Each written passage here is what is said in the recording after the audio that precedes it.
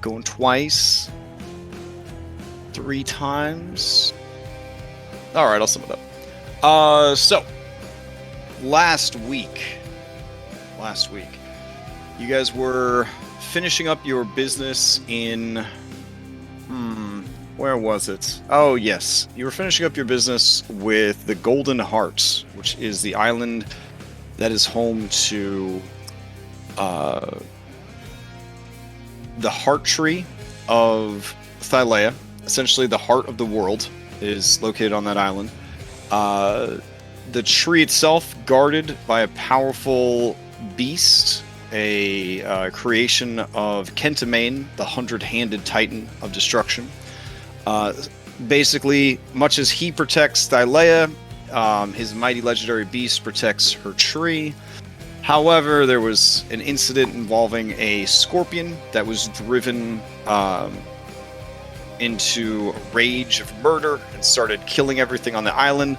The hand of Kentamane went and crushed the scorpion, but in its death throes, it stabbed its stinger into the hand. The hand then was poisoned by the scorpion and began to rage and rampage as the scorpion had. In order to gain Kentamane's favor and also the favor of the Golden Ram, you agreed to try and remove the stinger from the hand of Kentamane, and ultimately were successful. I don't even think anybody took any damage. It was one of your best fights ever. It's beautiful. Clever spell use and good skill checks all kind of worked out.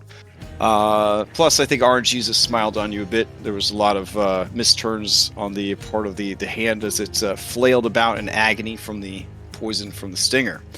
Stinger secured, you gathered the boughs that you needed from Thylea's tree that would allow you and your crew to escape the Nether Seas should you ever journey there.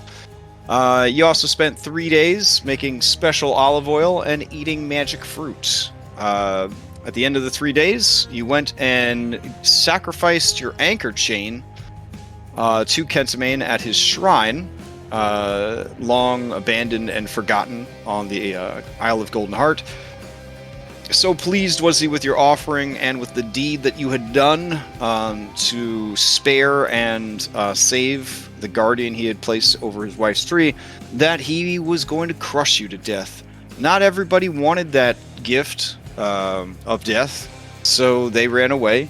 Those of you who stuck around and survived the process did in fact gain his blessing, which is pretty cool.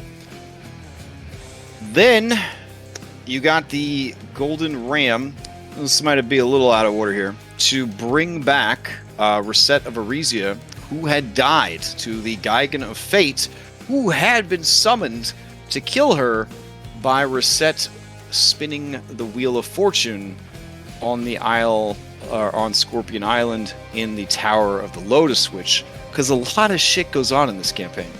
And then, when she came back, there was some sus happening, but not too much sus, but maybe a little bit of sus. Adorable Cabbage was relegated to the B team and still doesn't have an actual B team ability because Cabbage's real ability was unlocking the rest of the Cerulean Gulf for you. You decided that before you go committing to anything bigger than what you already have, you need to go to Aresia and fulfill the oath that was sworn by Astreus during the dinner celebrating the Great Games. Even though he is no longer with you, since he is a prisoner of the Fates, the oath was sworn while he was in your Oath of Fellowship, and so you must honor his oath. It is fortuitous timing because the nation of Aresia is preparing for a war against Mitros, which may or may not coincide with the same war that Sidon is planning against Mitros, so you kind of needed to come over here anyways to see what the hell Aresia was up to. And now that you have their champion with you, Reset, everything should be easy mode. And so we left off with a messenger from the Queen giving you permission to approach the southern gate of the city, and now you have docked in their little port area. I believe this area is called the Merchant's Headquarters. Not the coolest name for a little port town, but okay, Merchant Headquarters it is. And yeah, you guys have docked off of the coast and taking your jolly boats in to the merchant headquarters, where you will await instructions on how to approach the city and deal with the queen. And damn, that's what happened last time. There's actually a lot more that happened, like so much more, but I'm not going to sell it anymore. That's enough for now. We know where we're at. All right, let us jump on over. Unless anybody has any last minute questions before we get started, we're good? Okay. All right. Some of you may have to do your mic stuff. I understand that. Let's go. All right. So, Aresia.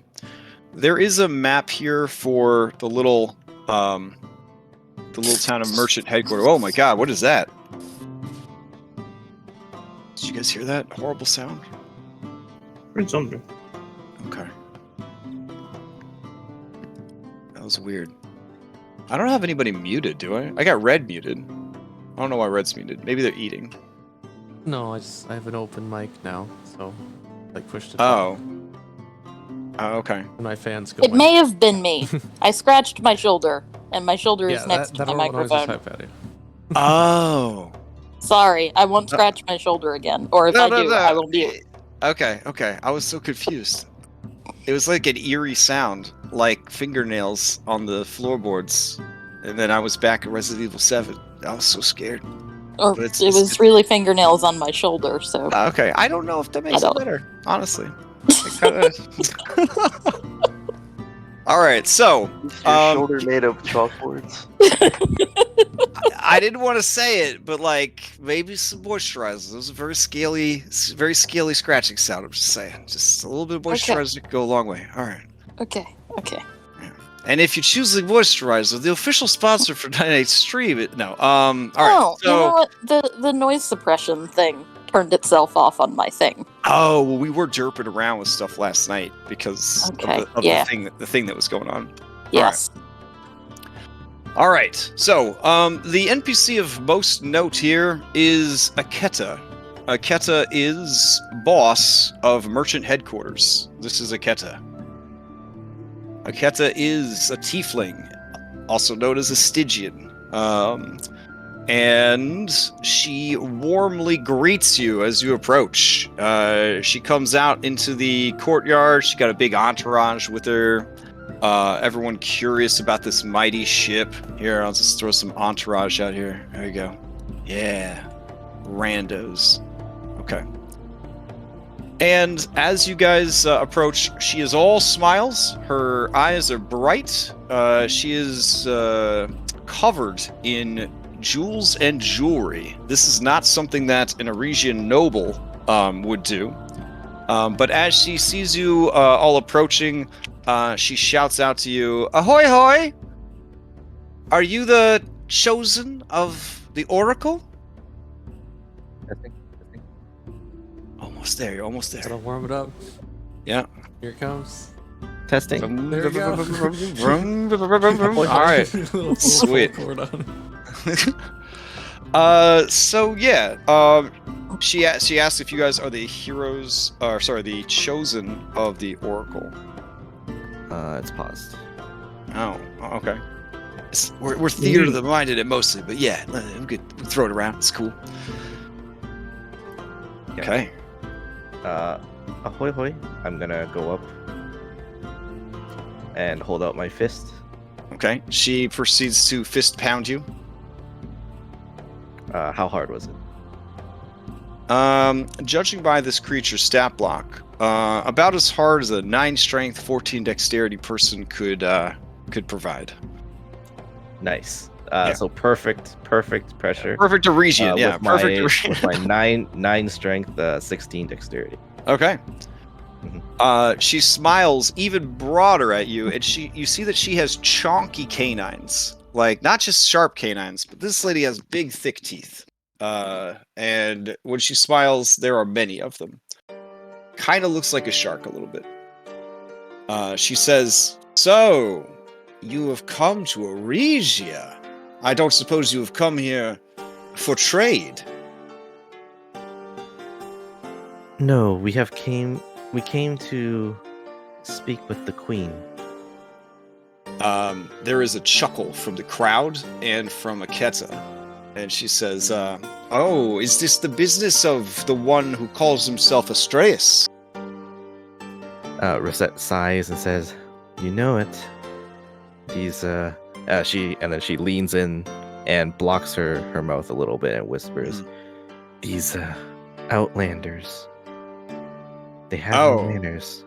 She laughs and blushes and says, oh, I completely understand, Rosette. I am born of Mitros, but came to Aresia on a trade ship when I was young. Never left.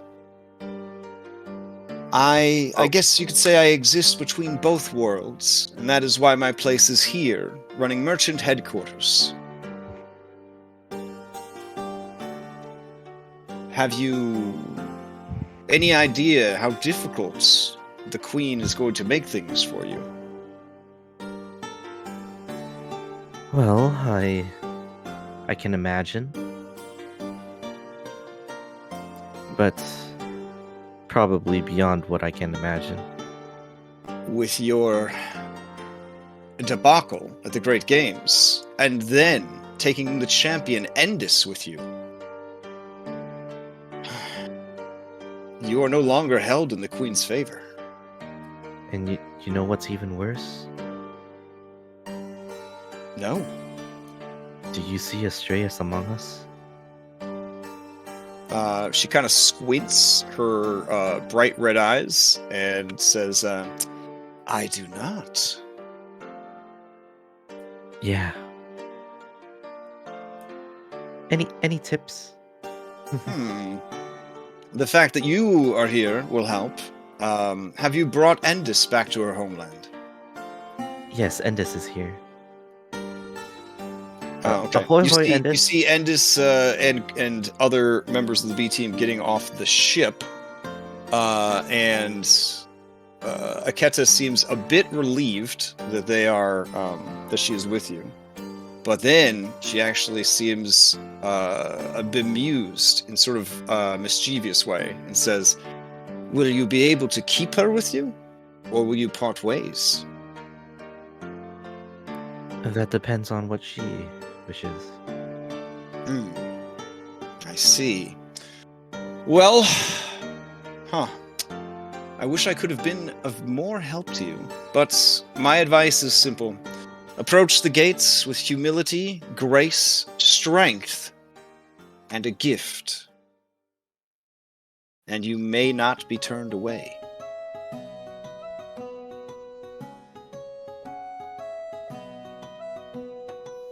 Belle, do you want to tell her about all the trade we got going at Indigo and the Fire Islands? Or no, should we keep that to ourselves? Maybe. No, the more the merrier. I mean, maybe wait until we're on better terms. Mm-hmm. Right now, Yeah, they'll we can probably. use that maybe. Yeah. Did you bring a gift? A gift. My service not enough? No. Bill, you okay? Am I okay? Yeah. Yeah. Your mic keeps pooping. Oh, is it really? Yeah. Is it because I'm not speaking up? How's it now? Yeah, it's good now. It was weird. Okay. Check the noise cancel thing. I think that was mine. Everybody's Sometimes, mic. yeah, sometimes it'll turn off on a update. I'll actually check mine real quick too. No, mine should be good. Yeah, I was only doing it when you were talking, so I don't know if you're maybe bumping your mic or something. I'm not 100%. No, I was kind of slouched back in my chair, mumbling. Oh, okay, gotcha. That's probably it. Okay. Yeah. You didn't tell me to get a gift. I got a bunch of medals from the Great Games. Is that a good gift? Oh, wow. Aketsa smiles real big and says, listening to your conversation, it says, no, that would be really bad. That's something weird. Well, is there possibly a nuisance of some sort that we could take care of? Aketa chuckles and says, "This city boasts the greatest warriors in the world. Thousands of warriors nearly as skilled as Reset and Endis are behind those walls. If there's a problem in the area, they take care of it. But I'm sure that, as you say, Philippocles, if you offer your services, what greater gift is there than that?"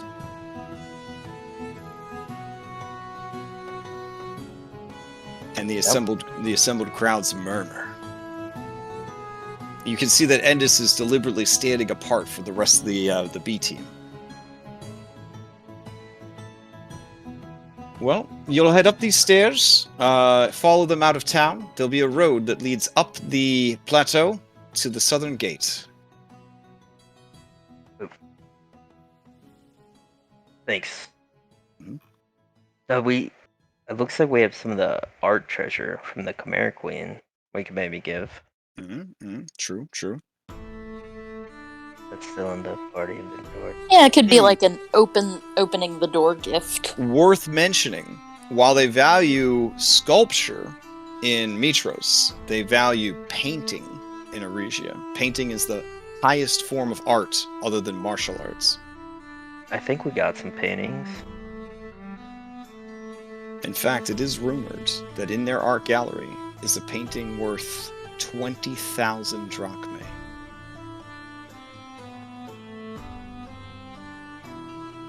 Yeah. Do we happen to have like a mirror or something to give them? They seem to like themselves a lot. We have a You hear a chuckle from Python tapestry. when you say that. It doesn't look like we have a painting. We have a tapestry. That's kind of like a painting. Yeah. There's a potion of polymorph self. We should hold on to that. Yeah. I don't think it's an actual potion. It was in the art treasures. That's weird.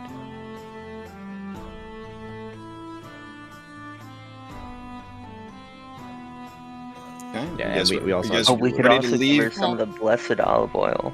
Oh, that you just made, yeah. Oh, another thing of note.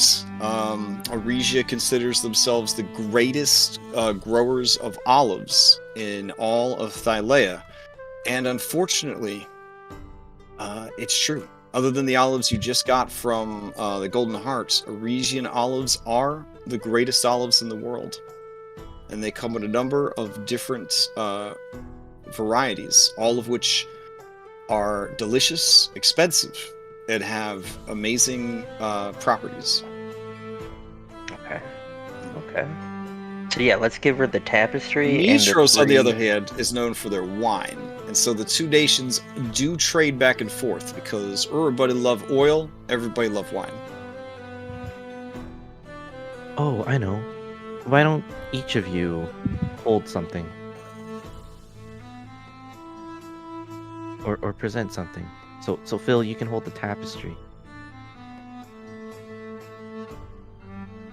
Uh, I mean, do we have enough things? does it have to be that formal?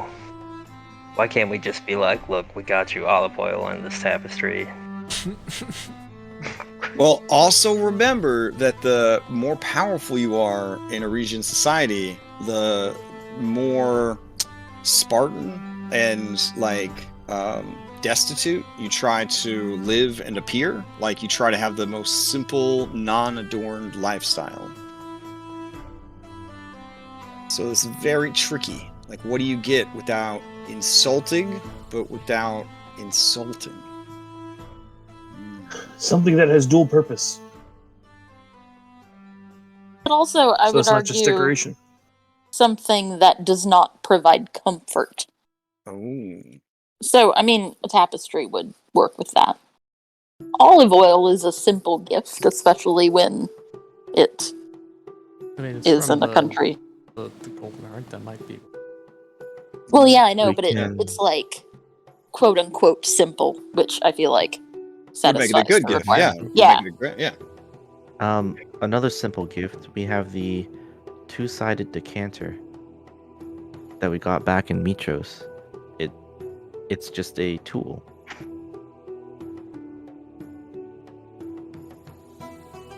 A nifty knickknack, if you will. Sure. Okay. Oh, we have gaming dice. I know the queen likes gaming, right? Yeah. Yeah, I mean, any form of competition is popular here. Though Game of 20 Squares, not as popular as just straight up martial arts. Yeah, this is just a pair of dice. Yeah. They could have Ornate 300 fun. fights in a game. Game of 20 squares. Okay. So that's 4 items for all 4 of you. Where's your item?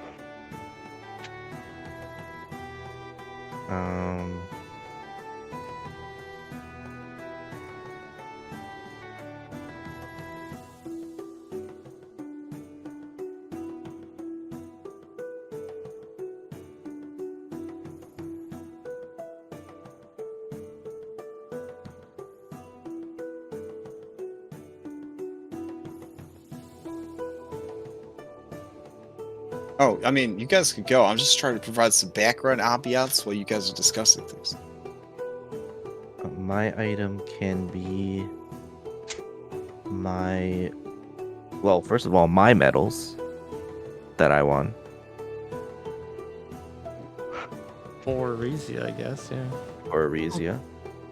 And I'll also give her my Xiphos.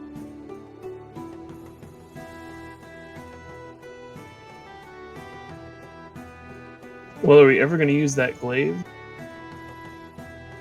I'm using the pickle spear. Right, but we know we have the pickle glaive. I don't know. I think you're the only one that can wield Didn't it. you guys ask to get that made? Yeah, Yeah. we have a spear, a glaive, and the axe that Bulbug has. So we do have a glaive. But I don't use the glaive because Okay. I need a shield. Okay, then so why that don't? can be a good gift. Well, the something problem with worthy. the problem with the glaive is it's a weapon that no Aresians can wield. Whoa. Remember, sirens, centaurs, and minotaurs make up the population of Aresia as well. But Centaurs queen are is not- large creatures. Oh yeah, I mean, she'd obviously give it to like somebody else. So Are there kin Yeah, I silence think- in Aresia? I mean, we could present both. there are. Yeah, there's the Temple of the Sword. Oh, They're there all you go. kids. Then those guys can use it. I think that's what she Yeah. was saying, that no monk can use this. Like, Yeah, the Oh, Temple of the Sword. They're all kid size. So. We could give both and say one of these gifts is from Astraeus. Mhm. I don't think we should bring up Astraeus at all. I Okay. agree with Then, that. then one of these gifts is from. I think the only time we mention Astraeus is that, well, we're going to apologize as a fellowship, not for Astraeus. Because, right? Yeah. It would be funnier if we keep referencing him, but never by name. Like He our who must not unfortunate be- colleague. Yeah. Our late clergyman. Late clergyman. It's amazing. We'll give it. Okay, then Endis can give the glaive. All right, let's just go. And I this think we says, got it figured I out. did not help fight that beast. I will not offer a gift from a creature I did not help slay. And it's why you gotta be difficult? I am not difficult, Philippicles. I have my own gift I will present. A spoon? Okay. Perhaps. Too far, Phil.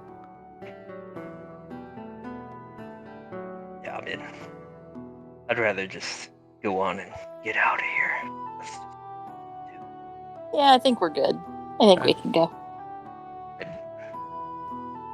Oh, hey, Reset. Aketa here was telling me about how she was born in Mitros, but, got bamboozled into moving over to Aresia. I was just telling her that it's never too late to come back to the winning side, you know? Phil, do you want to keep your dad in the B team? You know, I mean, he's not wrong. I'm not actually married right now, Keta. Pythor, Maybe during some of the downtime while we're here. Yeah, what? Yeah, Reset? Mr. Pythor? Oh, Please- I'm just please go back Pythor. to- I'm just Pythor Please to go you now. back to the B team.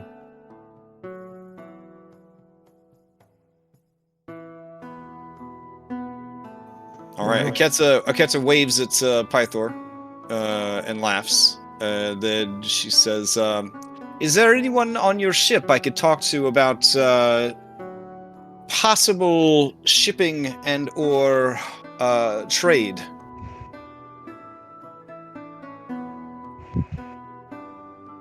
No? Yeah. Just make him talk. Just have him talk to Nessa. No, Maxena? no, Well, she's captain. the Geigen. Is it Steros?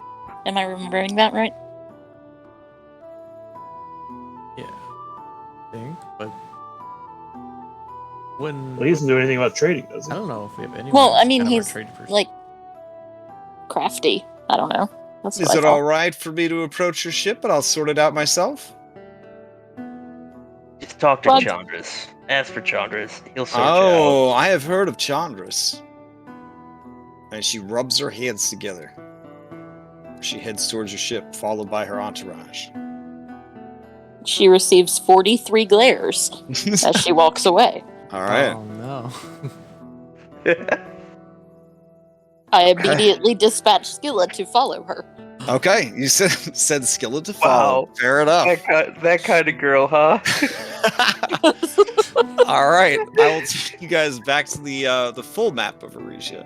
Here we go. Mostly, I've been wanting to use that map for a while, and I didn't know what else to use it for. So, all right, back on the main map of Aresia. Let's see. Yes. Okay. You approach the gates. So, it's hard to say. They're these right here. This is where you end up going. And so the queen, she's like up here with like her peeps and her number one guy, Leandros. Not to say that she has a number one guy. She, according to legend, maintains a huge harem of men that do whatever they can to make her happy. But none of the queens marry ever. They consider themselves married to their faith, aka Narcissus. So Narcissus is also in her harem, in case you were curious. Yeah, it's good to be the queen. It's good to be the queen. So yeah, she stares down at you guys from the top of the gates. After making you wait at the gates for about 10 to 15 minutes. She honestly, based on character art and the fact that she is described as only being 5 feet tall, makes me think of any character that Scarlet would make. So, kind of reminds me of this is like a Scarlet character. She stares down at you guys, and then Leandros, who you might recognize this guy, in another world, everything turned out okay. Everything turned out okay, Stone. In another world. This guy looks down at you and says, "You there, chosen of the Oracle, you walk with her, and you walk with Pythor, god of battle. You seek an audience with the great Queen Helen, ruler of the indomitable nation of Aresia.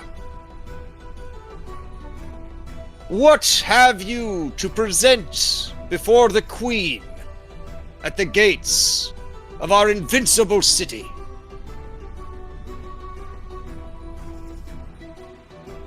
Ahoy hoy. We bring with us 5 gifts of fortune.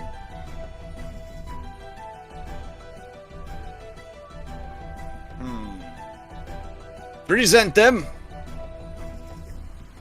I'm gonna nudge, I guess, whoever's next to me.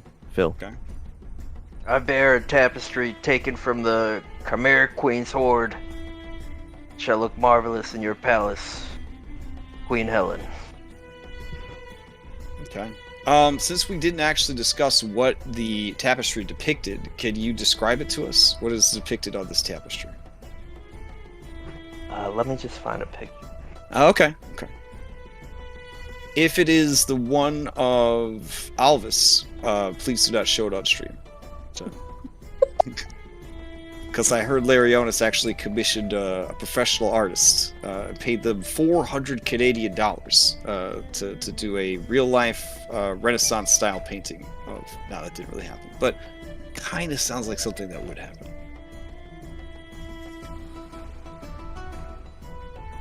Alright, I have to check one thing while you're checking that, because there may or may not be some incredible thing happening to you guys right now. Ooh. Oh. Wow. Let's see.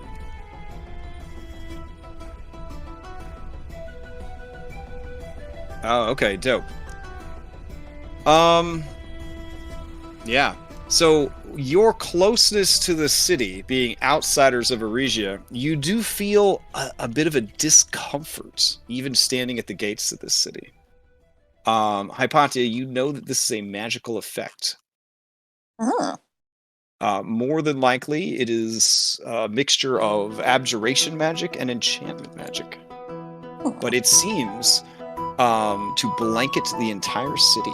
So their defenses are not just their 100-foot tall walls that are 60 feet thick, but also magical.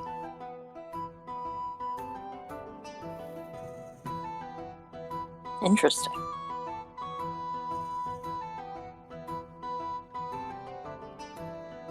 Okay, while Phil is finding the art for his Oh, tapestry. I posted. Oh, you it, posted it? Yeah. Okay. Okay, that's fancy. Let's see this. Okay. A simple yet beautiful and elegant piece. All right. The queen, with heavy, hooded eyes, just stares at it, disgusted. And then her boy says, "The queen is pleased with your gift, Philippocles." I'll kind of bow. Her face never changes this expression that you see on the art. She always looks like that. Yeah, I'm familiar with women like that in real life. Fair enough. Fair enough. So, does anyone else want to present their gift with any sort of ceremony, or just sort of like hold it up like, "Yo, this is what I got"? I'll go next. Yeah. I'll go next with the olive oil. Shoot. Just No, it's okay. I don't remember what the other gifts are, so. yeah, I don't. That's why I claimed the olive oil. All right.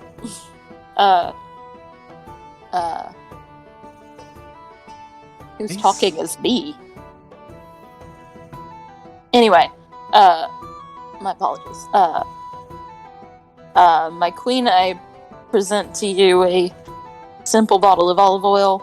I know that Aresians are renowned for the olive oil they produce, but this was crafted with olives from the sacred groves on the Golden Heart.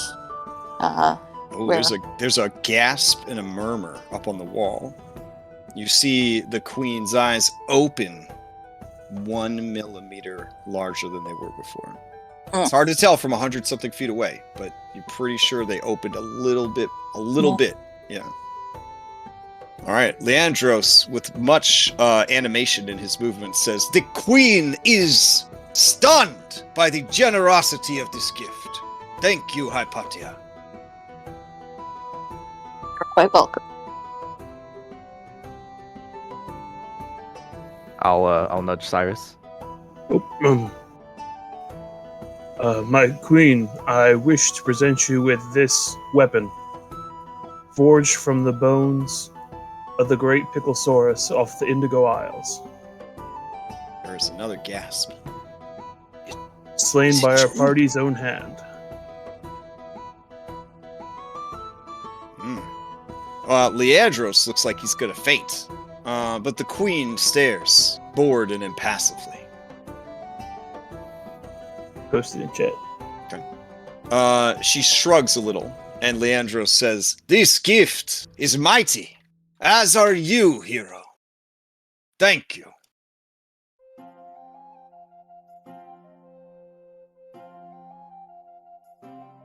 Give a slight bow and back away. Okay, I'll nudge Anastasia. Daphne's here with dice. You also have the decanter if you want. Yeah, I don't think can't think of any ceremony I need to. I'll just send the decanter. All right. She stares impassively at the decanter, and Leandros says, "An interesting choice, Anastasia. The queen accepts your gift."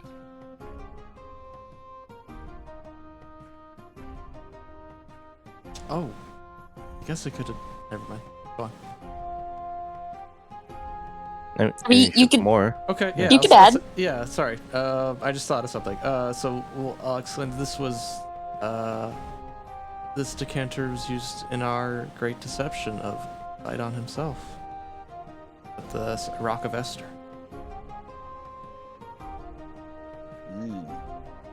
Okay. She nods a little bit, a slight nod. That's all I got. Okay. I will move up. I'm gonna do the little. There's murmur through the crowd. It is Reset. She has come home. Yeah. I'm gonna do a traditional Aresian bow, which is the thing where you have your right fist up to your open palm, your left palm, and she does that, bows, and says, "And my queen, I bring to you the medals that I have won at the Great Games for Aresia, and this Xiphos, which I've used all the way up to this moment in my journey."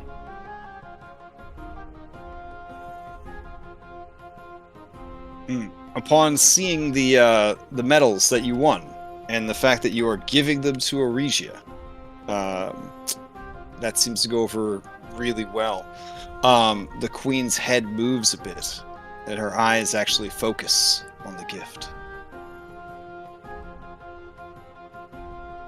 So 5 first place medals. All right. Wow. Oh, actually, You didn't sell any on the black market? no, I didn't. Oh, nice. Okay. I keep the second and third place medals because they don't want that. Yeah, This is a no fear society for sure. Second place, first loser. Yeah.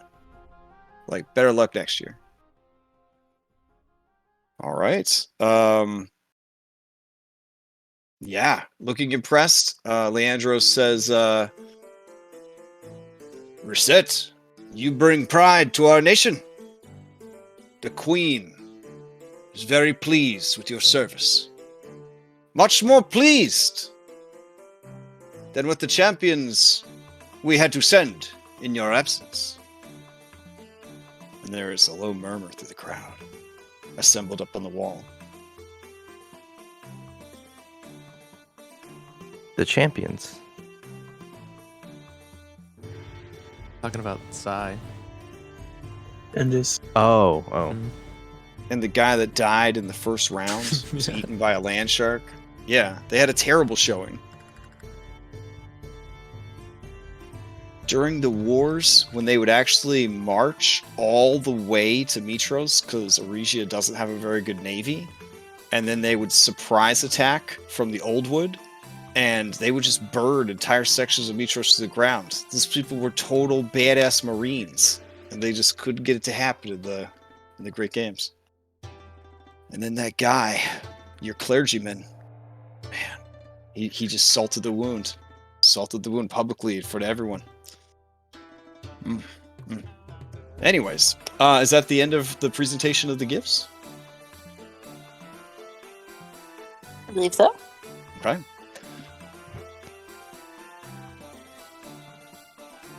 Alrighty. In that case, yeah, Leandros nods and says, please, you may place the gifts by the gate.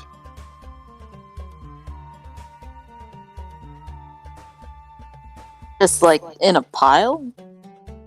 Of course. Okay. Yeah, right here.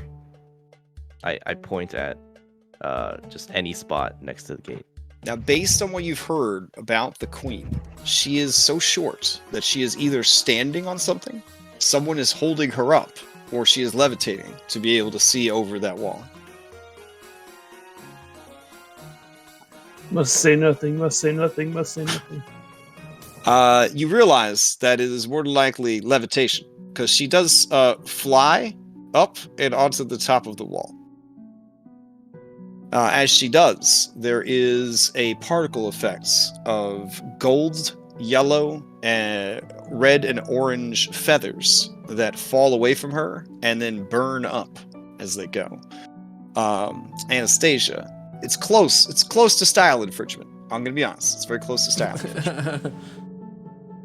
As she lands, with a loud voice, she calls down to you guys and says, "You have traveled a long way and presented to me adequate gifts. What is your purpose for being here? Speak plainly and honestly, so that all assembled know your intentions." We simply came to right the wrongs that our unfortunate clergyman has made against the proud city of Aresia. And yet, when I look upon your number, I see a great many heroes and champions, but I do not see Astreus Rade, first of the Dragonlords. A terrible fate has befallen him. That was a One- good one. That he deserves.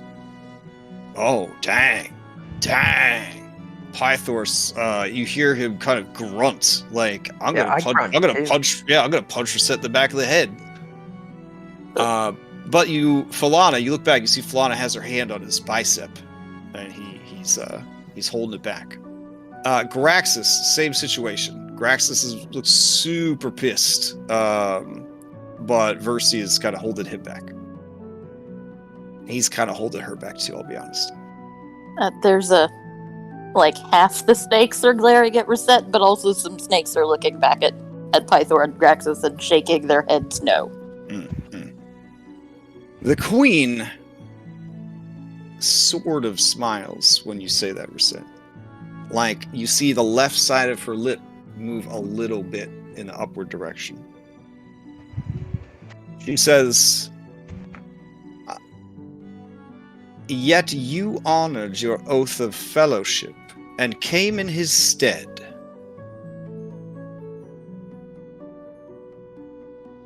Truly, you are the honorable heroes of the songs and legends.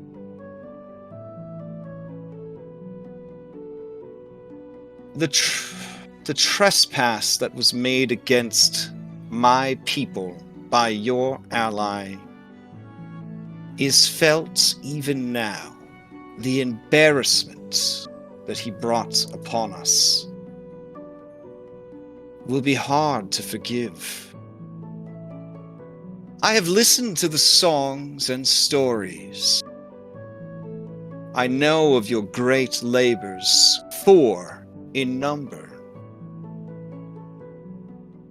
I ask for only 3 labors, and all will be forgiven.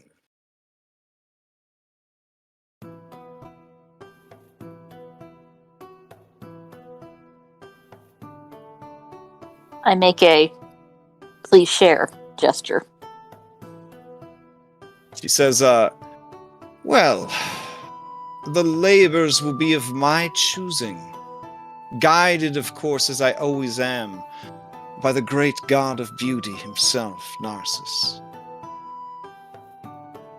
They are meant to teach you the values of Aresian society. Perhaps through that shared understanding, we can avoid such future debacles of diplomacy.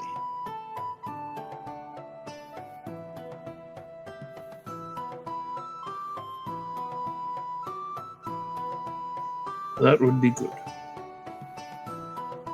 Then you agree 3 labors chosen by me, fulfilled by you, and in the end, all is forgiven between the nation of Aresia and the chosen of the Oracle. Aresia will call you friend and ally. Within reason, of course. We, so long as we are not violating any previously existing oaths or, Oh, getting your understanding. She at first thought that you were being a coward, but when you explain that, she can't force you into breaking another oath, she smiles genuinely at your intelligence. Of course not. That would be underhanded. We are a people who are straightforward and true.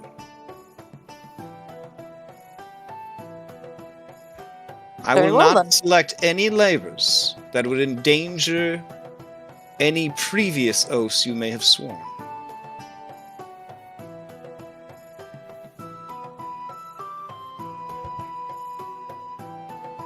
very well then.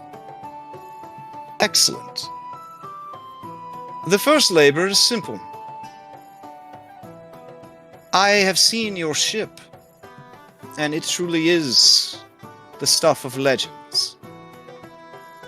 I understand now why the ship was mighty enough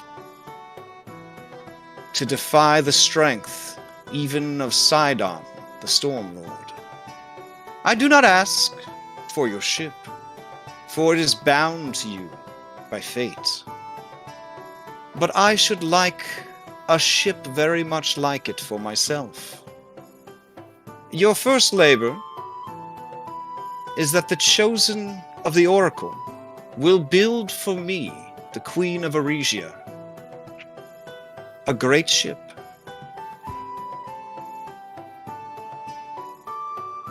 When you have completed the task, come to these gates, that I might look out into the harbor and see the ship in all its glory. You are permitted to access the forests along the southern coast. Should you need supplies.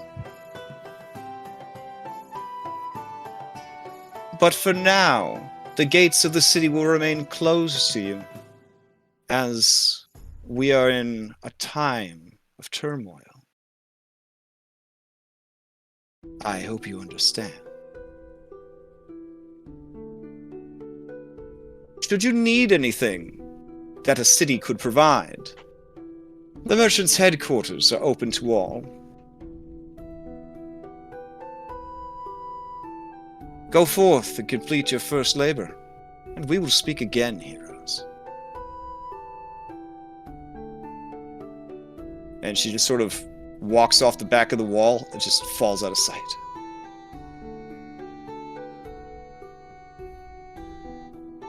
Leandros looks down at you, Reset, and it is the look of a dude who's like, I'm sorry you're stuck in this situation. And you realize, Reset, that this man is insulting you by showing you pity. Unbelievable. And then he turns, and there is a slight chuckle from atop the wall.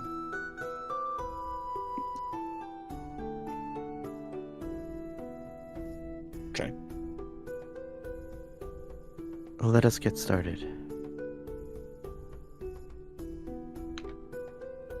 I suppose I will head back to the Ultros and consult with Chandris and some books and draw up some plans.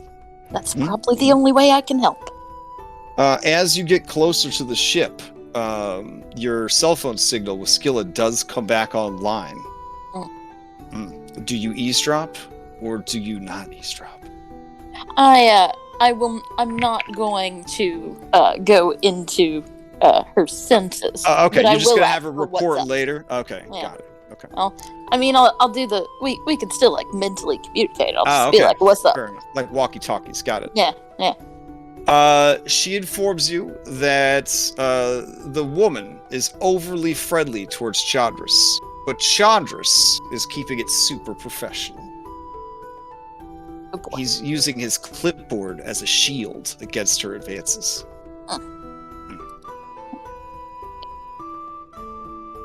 All right.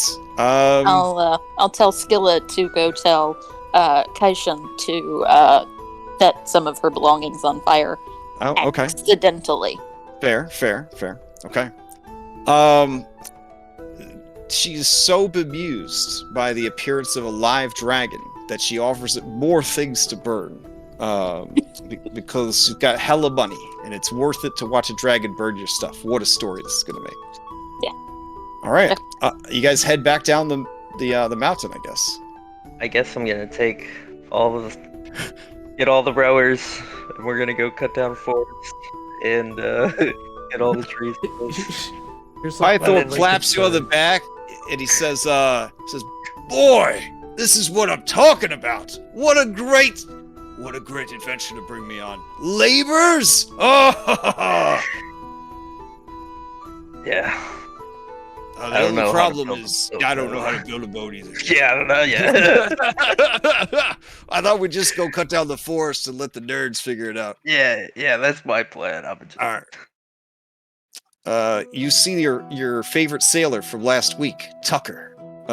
He approaches you, Philippocles. I heard you need to be building a ship. Yep. Well, I just happen to have made the Ultros my life's work, studying it, the history, the build of it. I walk it at night, unable to sleep, dreaming of the ghost would haunt the mast. I can help you, Philippocles. I can design this ship. I mean, if it's anything like your toast box, it'll be the best damn ship on the seas. All right. Could you possibly work with our Geigen friend? Oh, for sure. Yeah, you definitely Collaboration. You definitely want the high elf. The high elves of Cyclops is the perfect race created by the Titans. You probably want them involved on this process. So yeah. Between all of the people you have on your crew and the NPCs you've recruited and your own skills, this is honestly not the craziest thing that they could have asked you for, and is actually something you could probably do. The question here is, as loyal allies and some of you citizens of Mitros, would you provide a badass warship? This is the thing I was gonna bring up. Like, what does she need the ship for?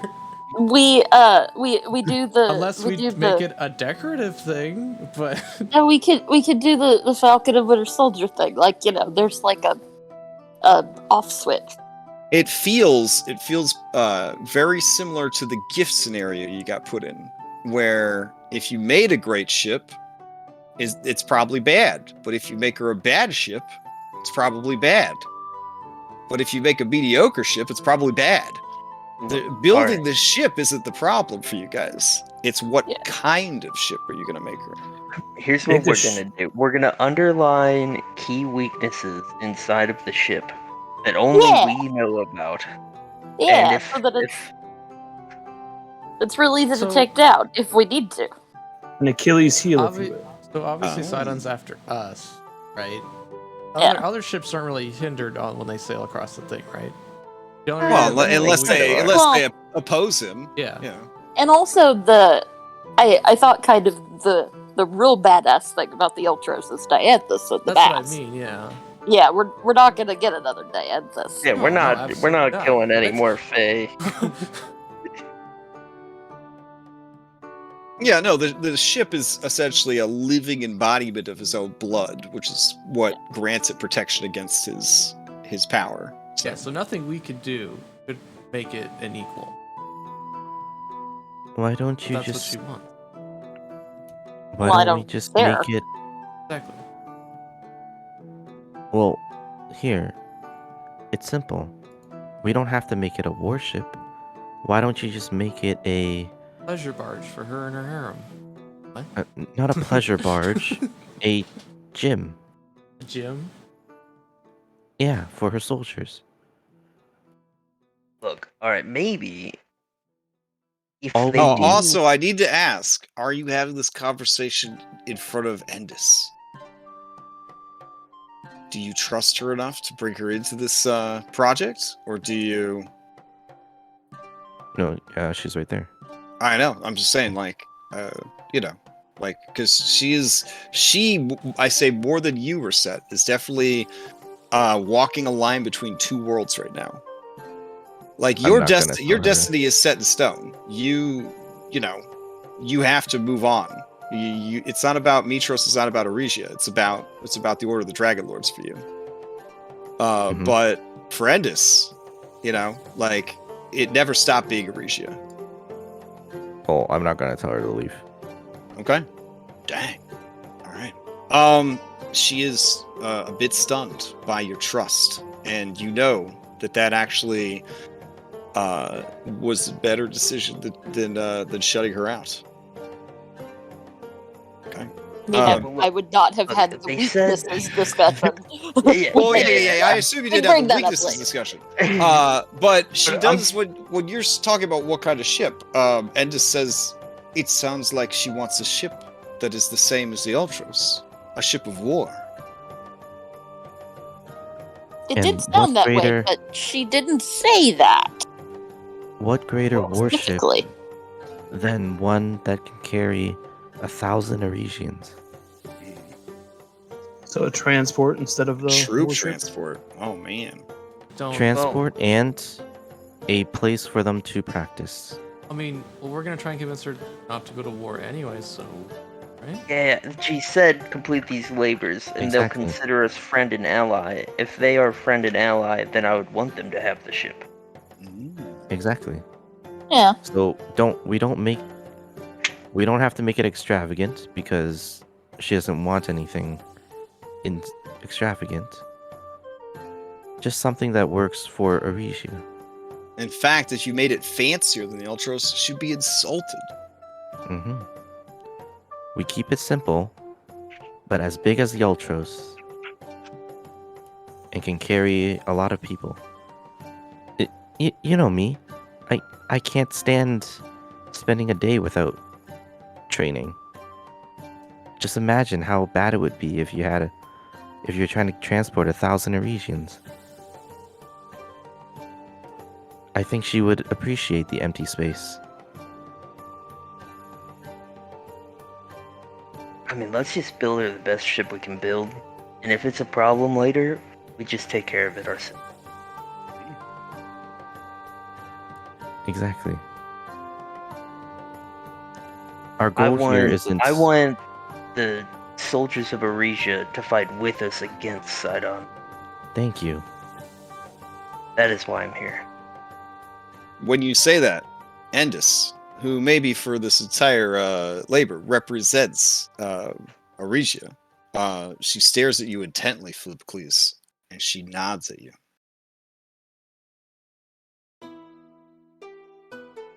Yeah. Okay. So yeah, I would say that I don't even really need skill checks because you guys have assembled the most badass bunch of badasses. You actually have gods on the ship with you. Admittedly, you don't have Vulcan. But you have Vulcan's apprentices with you. And you Tucker. have one of the and you have Tucker. And you have one of the greatest smiths ever in Steros. So yeah. Good stuff. It's gonna take time though. It will take some time. I am going to kind of secretly, as we're drawing up the plans, basically create a spot where one well-placed shatter spell could cause significant damage, but like not an obvious place. Okay. All right. I'm going to say that shatter specifically, I mean, it is thunder. So we're going to say that if it takes thunder damage on that part of the ship, it will activate. Yeah. Okay. But it's going to be a not obvious location, like a indoor supporting wall. I don't even know if we should do that. But Well, I imagine she's doing it without telling us. I'm not telling them. Okay. Yeah. So it's one of those things that you're going to just subtly kind of try to advise people in that direction, sort of thing. Kinda, yeah. Or Okay. like draw it into the plans. I'm going to say that Kyra, Pythor's going to help. Kyra is 100% on board to help you, such as her hatred of Aresia. And so you have the skills and powers of a depleted god of music and mischief to aid you in your goal. But what's going to be the biggest problem of all is going to be Steros, because Steros is hella smart, and he is also kind of overseeing the construction of this boat, along with Tucker. He would, I think, well, he's got a super low wisdom, though. All right. Well, I would probably try and privately convince Steros. Okay. All right. What is your argument to Steros? This is a good opportunity to learn a little bit more about this guy, too. Because, I mean, he said he didn't like Sidon, so he's trying to... Yeah, he's trying to find his dad, and he didn't like being given away as a slave, basically. So he's got beef. He's got beef with the Titan. He doesn't give a shit about Mitros or Aresia. Or the petty squabbles that they have.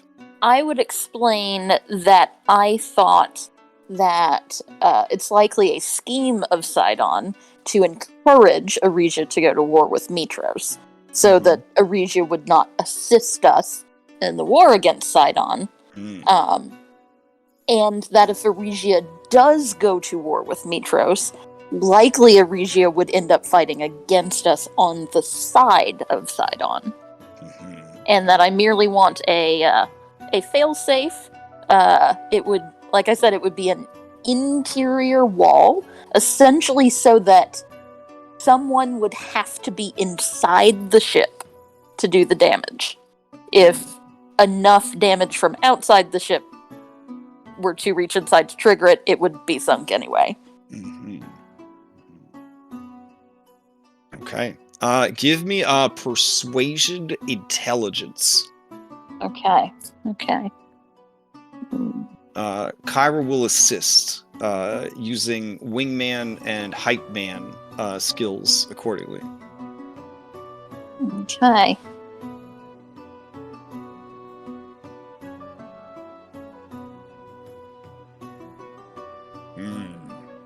Okay. I'll be honest, I don't remember Steros' voice. It's been a long time, and I didn't get this mod that allows me to store character voices on their character sheets until recently. I don't remember it either, so Okay, whatever voice we'll you come up with will be all appropriate. right. So Steros kind of, listens intently, and he says, I don't require any additional convincing. A fail-safe and a gift to the enemy is only logical. But you run a great risk if it is discovered. No one likes to receive a gift from a potential enemy and find it sabotaged. Perhaps. I gave you gifts when you saved my life. Mhm. Do you ever wonder if those beasts would turn on you if I spoke the right words? Oh, this is where I accidentally reveal how arrogant I am. Is that because I kind of don't care. So he says, if you had discovered such treachery, would I still live? Would I still sail with you? It would depend on how much damage it did. Like, if the bird tried to attack me, I would just, firebolt the bird. And that's kind of a minor annoyance. If you sent your bird to Sidod to give him some important information that led to some people dying. He smiles very wide at that. I'd be madder. At least you understand, young one, the value of knowledge over strength. Yes. Is there a way that we can design it so that it just looks like an accident? An oversight? Certainly. One tiny area that was not reinforced appropriately. It can be done. I assume that the reason we're having this conversation privately is because this is not something known to all.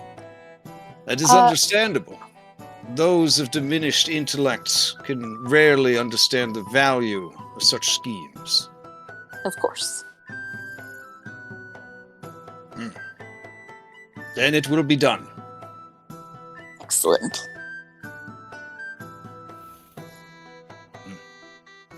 And then Kyra says, so while we're doing this, is there any way to put these dead fish in the walls of the boat so that they start to smell really bad after a while?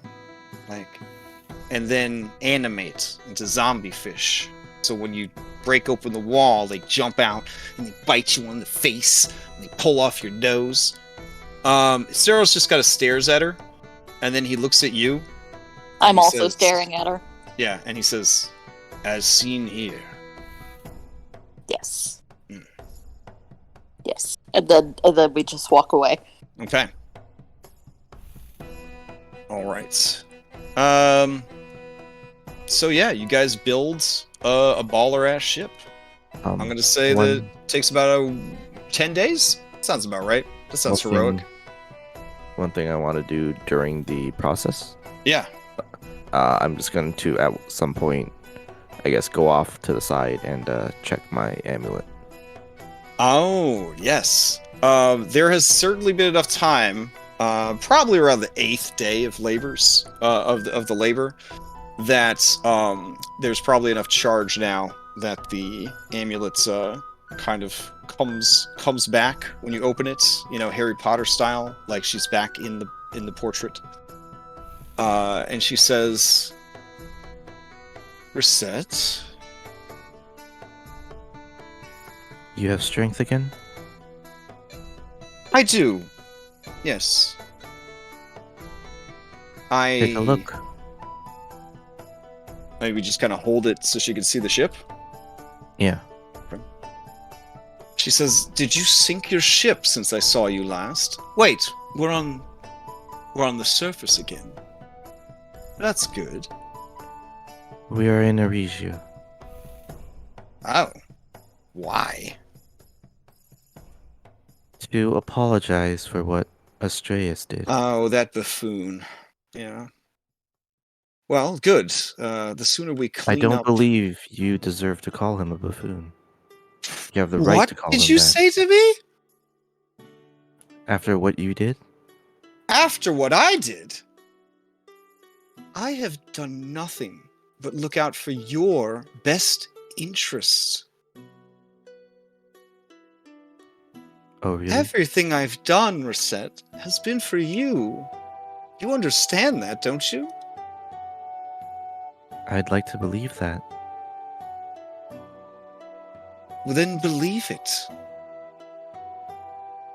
OOC, you're a player character, so the NPC cannot use their incredibly high charisma on you to roll a persuasion roll.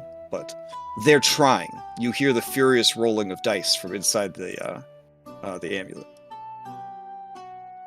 In any case, I do not wish to hold all of this against you. I understand. One would say, Reset, that your very existence is owed to me. So when I ask small favors of you, I don't feel like that's asking too much.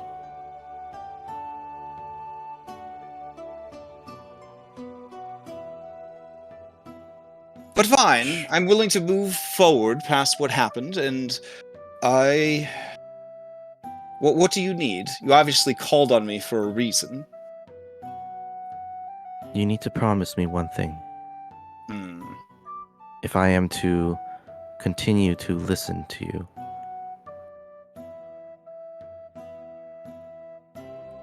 You speak with others. I present you to them. Will I speak with others if you present me to them? Oh, I'm asking, is it possible for you to speak to them? No, I would require a body. Do you have a body for me? No. What about that blonde girl you're always with? There is no body for you. Without a body, I am ill-equipped to help you other than as a personal advisor. If I find a body for you, will you apologize? To him? To who? You know who. Whatever you heard, you don't know the whole story. I know enough. He was a fool that was leading us down the path of mediocrity. He had no ambition.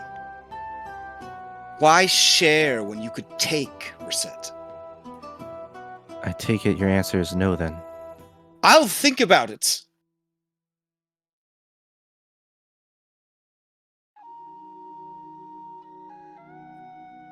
In any case, it seems like I'm following.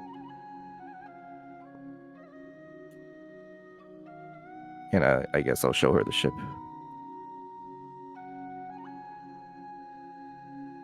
It is a beautiful ship. I don't know why you needed another one, but as soon as you sail it into the ocean, Sidon is going to sink it.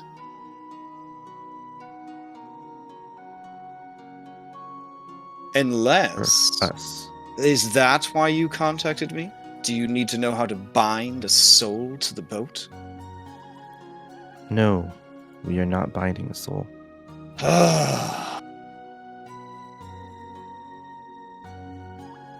Reset, I try so hard to be patient with you. But things are moving so slowly for you and so quickly for everyone else. You must understand my impatience.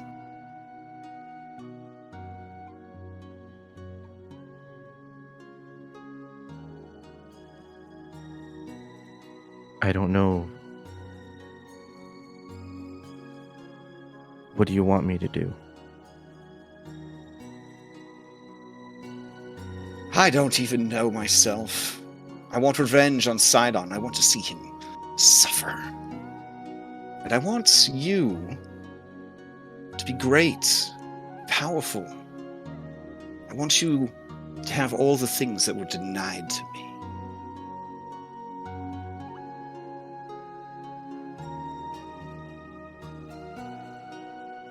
Well, I'll think about it while you think about what you should do. Well, I'm gonna close the locket. oh, dang. Oh, cutting off Grandma. All right, yeah, you cut it off, and her voice stops, and there is like a small kind of spark of blue light, and that is that. She Phil, while you just guys keeps going. are working on the boat, Bulldog leans over to you and says, hey, Rosette's just talking to her necklace again.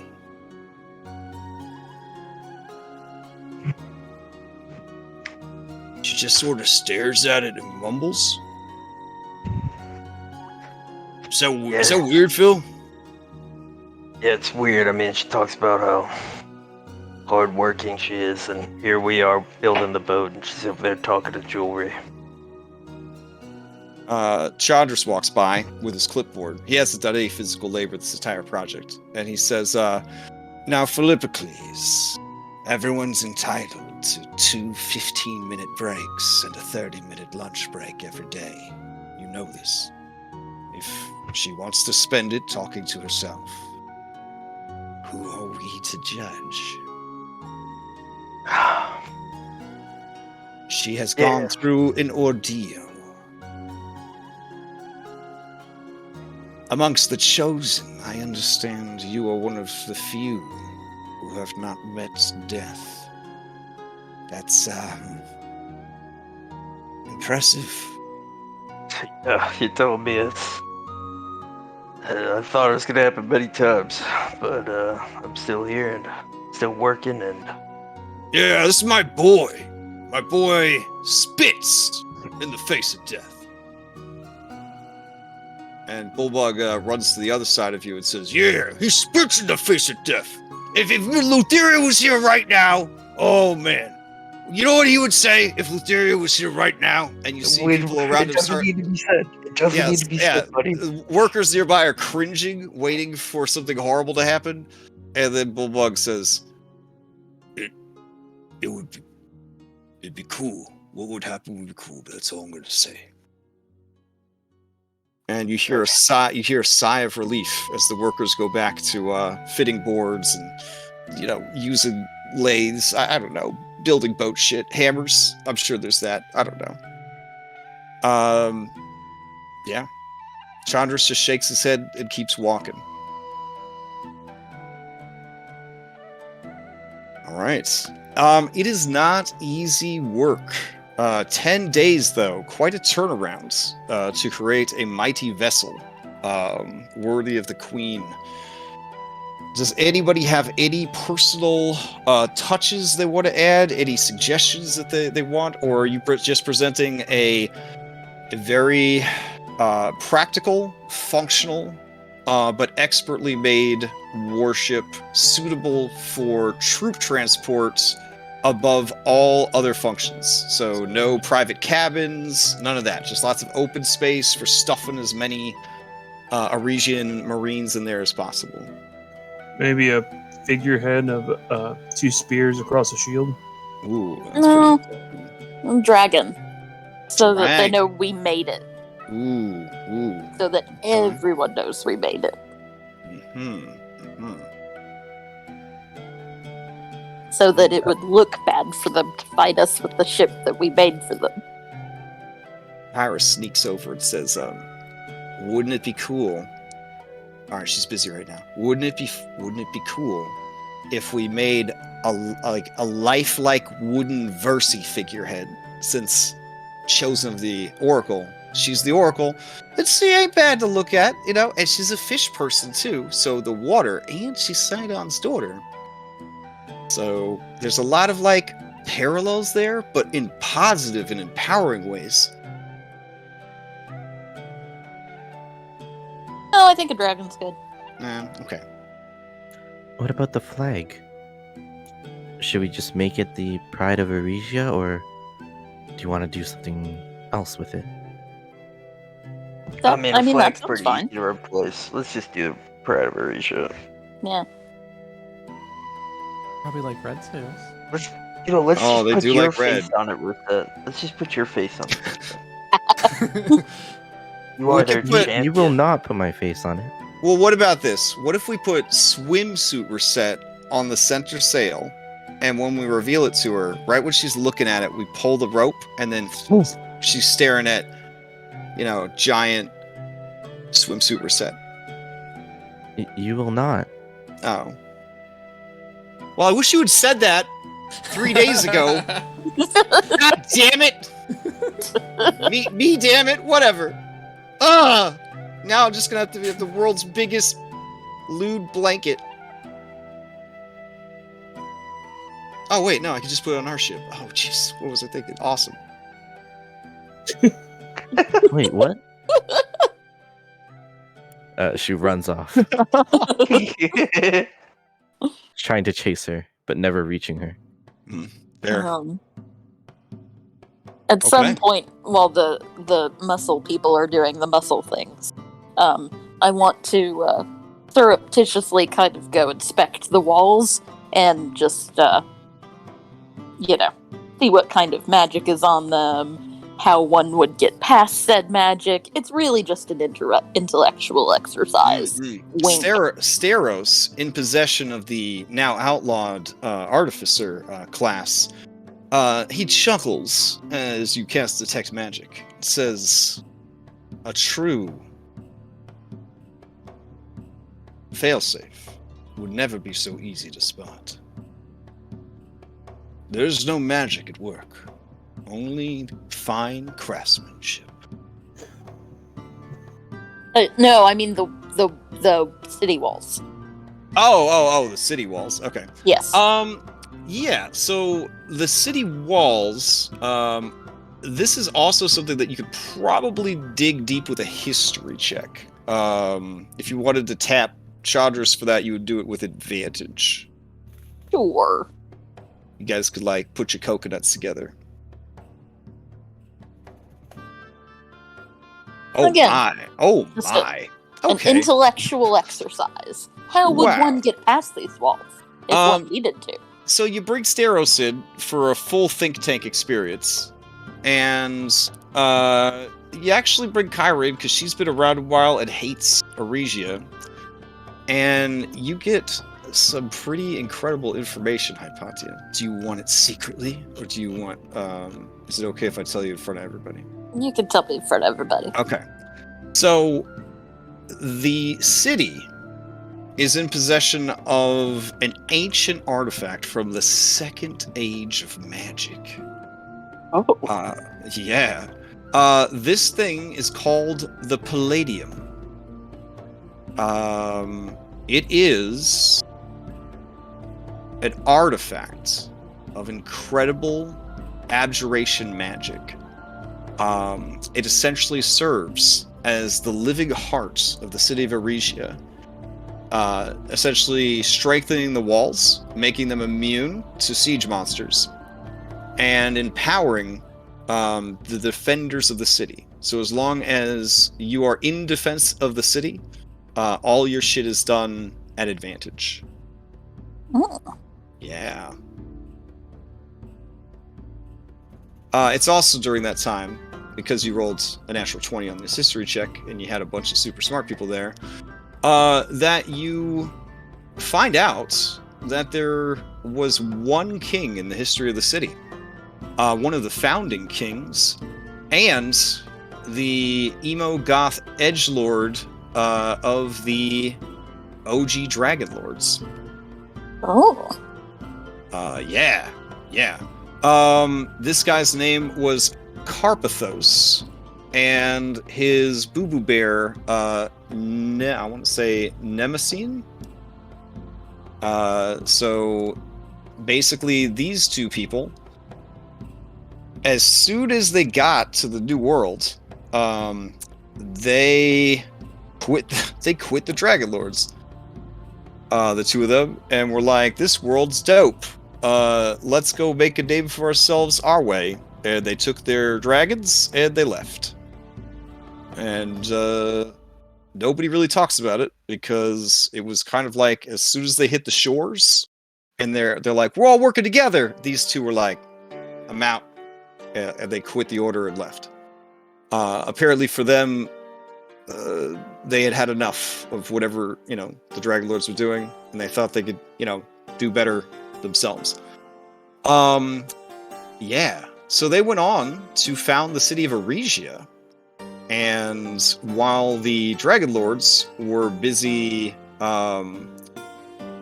going over there and helping, the settlers and all that jazz, these people were like, nah, we'll just start something new. And so they recruited all the local and indigenous people. And even in those early days, they did a lot better of siding with the natives and all that jazz. But, man, natural 20. Oh, I'm going to just show the natural 20 just so you don't think I'm pulling a Matt Mercer and being like, you got a nat 20. I'm excited to share all this history with you. I really wasn't going to share all this with you, but you did get a natural 20. So basically, they started their own nation, doing things their way. This is why there are some things about Aresian culture that echo sort of the old world, more so even than Mitros.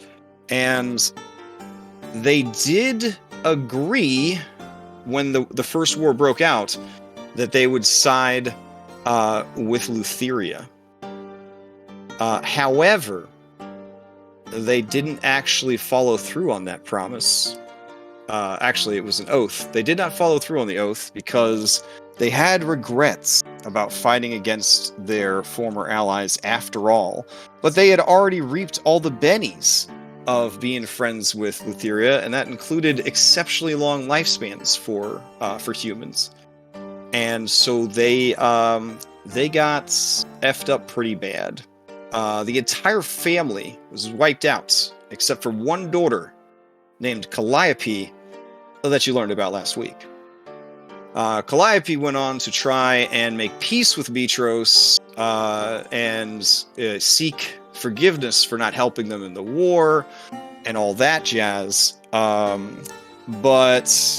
right when she was making a lot of progress is when she fell in love with Narcissus, who, I guess I could tell you this, is the brother of Pythor, Valis, and Kira. I got that impression. Yeah, okay.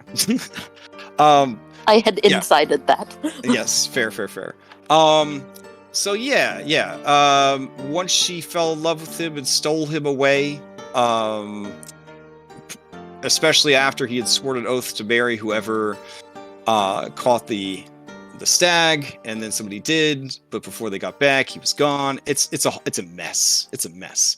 So then they went to war, and they also realized that they kind of needed each other. So they would fight, and then they'd make up, and they'd have a couple of years of peace and trade, and then they'd go to war again. Obviously, the natives thought this was great because these crazy outsiders are killing each other instead of us. So all the natives of Thylea are really into these two nations fighting each other. What else do we got? Narcissus is basically the concubine of every queen that came after Calliope, which is sort of awkward, but it's, pseudo-Greek myth, so I guess it's not that awkward. And he makes a monthly appearance in the city. Other than that, no one knows where in the city he goes. Some say that he goes back to heaven. Whatever that means. That the world itself is not beautiful enough to sustain him, essentially. But he does come down from heaven once a month for a public meet and greet. So there's that. So that's what you learn when you were kind of checking that out. And somewhere along the line, it may have been that the founders themselves stole that artifact from the treasure hoard of the Dragonlords. Because you got to imagine, you got an organization where you're literally riding around on dragons. You probably have a lot of treasure. So yeah. So yeah, that's what's protecting the city. Cool. Okay. Yeah. All of the other nerds that are there, except for Kyra, who's obviously not a nerd, are shook by this information. Kyra swears you guys to secrecy, that you can't tell anyone Narcissus is her brother. I'm okay. It's impossible for any of these normal people, these rubes, to figure it out. It took you geniuses to crack the puzzle. Crack the puzzle? Crack the case? Puzzle the riddle? You know what I mean. Yeah, definitely. Mm-hmm. I won't tell anyone. I Mhm. promise. But see what I mean, though? Do you see what I mean, though? Aresia is the kind of place for traders. Founded by traders, attractive to traders, trader land. Aresia, the land of traders. That's what they should call it. Tratesia. No, that sounds too cool. The land of traders. That's what we should call it.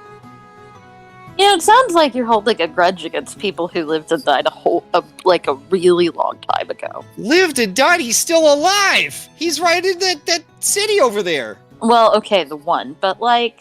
Also, are you referring to my mother? No. Are you? Kinda sounds like you are. Like, should I just get over that, Hypatia? I'm sorry that I don't have a horrible relationship with my mother like you do. I happen to love my mother, and I miss her every single day! I just leave at that point. I'm not getting through No, door. Fine, leave! Everyone else does. That I roll my eyes, and I come back and I say I'm talking about the Dragonlords and the Calliope lady, and like... Oh, no, that's fine. I don't care about those people. You don't know what Aresians, except for Reset, did this. That's all you know. No, because I go undercover here all the time to sing songs and stuff. Like, I know these people. Okay. Mm-hmm. And they're all jerks. All of them. They'd all stab you in the back. I'm surprised Reset hasn't stabbed us in the back, honestly. I'm just gonna put it out there. I mean, I know you're God, whatnot. It's not too late. I'm just saying. It's not too late. I know you're God, whatnot, but clearly nobody has ever actually stabbed you in the back here. I've been stabbed in the back, madam. Just, no, not actually in Aresia. I haven't been stabbed in the back in Aresia. Yeah, so? I mean, if anybody, they were going to stab anybody, it'd be an outsider bard, wouldn't you think? Who sings mean songs about them. I disguise myself as an Aresian bard. But you still sing mean songs about them.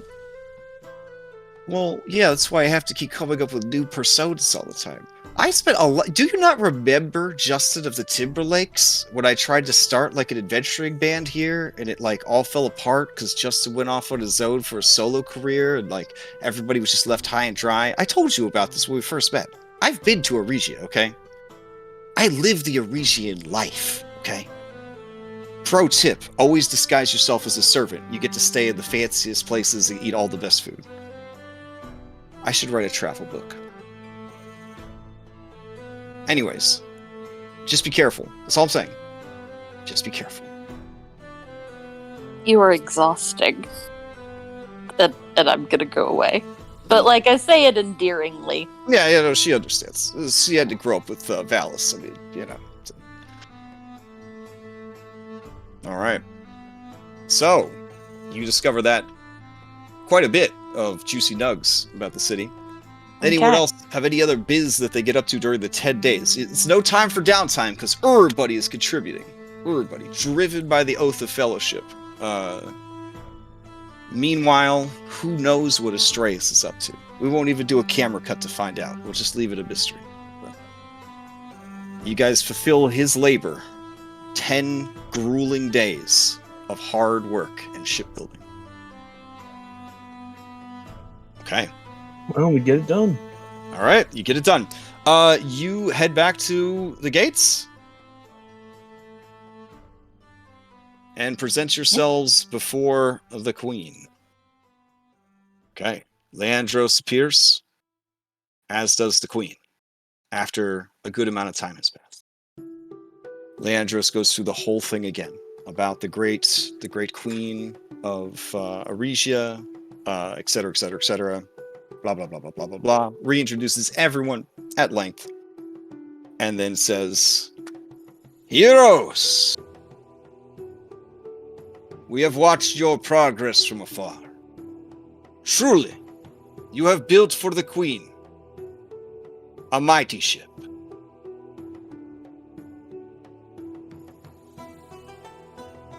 Do you wish to tell us of this great vessel? Or show us? Or both?"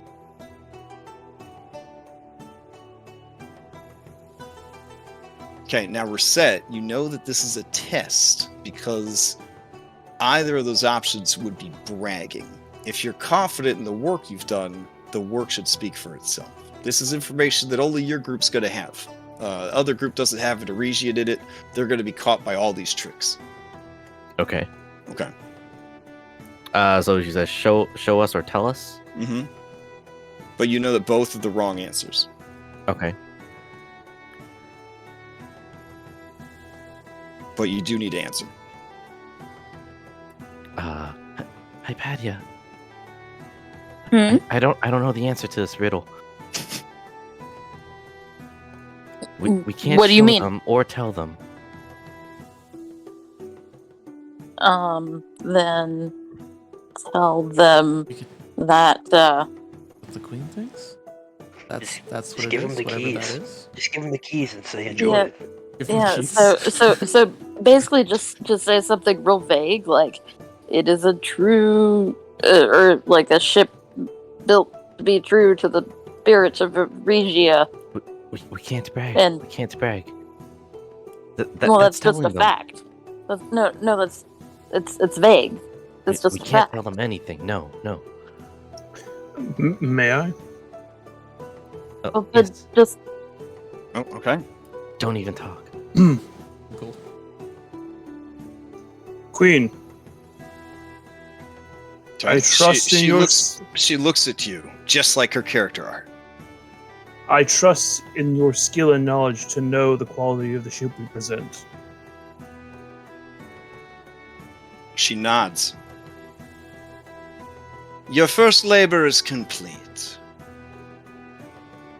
You may now enter the city of Aresia as guests. And as she says that, you feel the tremor of oaths and bindings and all that kind of stuff. Do you accept her offer of guest hospitality? yes. Means we cannot commit acts of violence against her, right? Mm-hmm. And vice versa. Yep. Yep. Okay. As you come in, you are amazed, or not, by this incredible river/canal that makes its way through the city. They do not have a formal naval fleet, but they do have boats for fishing and for travel, mostly along the coastlines, though. And they do have down in Merchant's headquarters the some basically cargo ships, again with the flavor of a trireme in a more Greek aesthetic, but the functionality of like an off-world ship, essentially. But within the city, there are a number of Venice-like rowboat gondolas, I guess, that kind of can be used to traverse the city. And the river is large enough to accommodate even a ship as great as the Ultros, though you might wind up clogging the canal like that IRL situation that happened if you're not doing a good job. As you head in, all of the things you heard about from your boy and Reset are coming to pass. You see all the different temples and the landmarks and all that kind of stuff.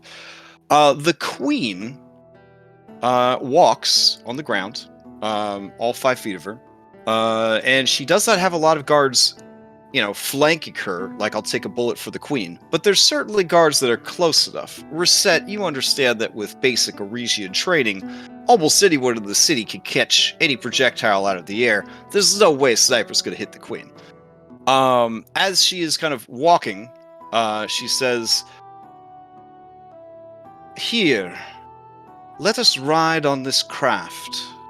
Not nearly as great as the one you have crafted for me, but a means by which I can show you this great river, this canal, and the city that surrounds it." She kind of motions at the city around it. Now, here's the thing about the city. It's beautiful, but it's very, again, like Spartan. Like, there's no excessive adornments. The only colors are like white and tan and red. The only real splashes of color come from all the flowers and gardens and things like that. But the buildings themselves, the boats, the buildings, carts, everything is very plain and very simple, well made and functional, but in no way grand. So is it like well made and beautiful in its simplicity, or is it like Soviet rectangles? No. This is more like like in traditional D&D, the Dwergar are dwarves, and they're expert craftsmen, but they don't go in for anything fancy. But you look at their simple things and know that they're not simple at all. So there's pride taken in everything that they do.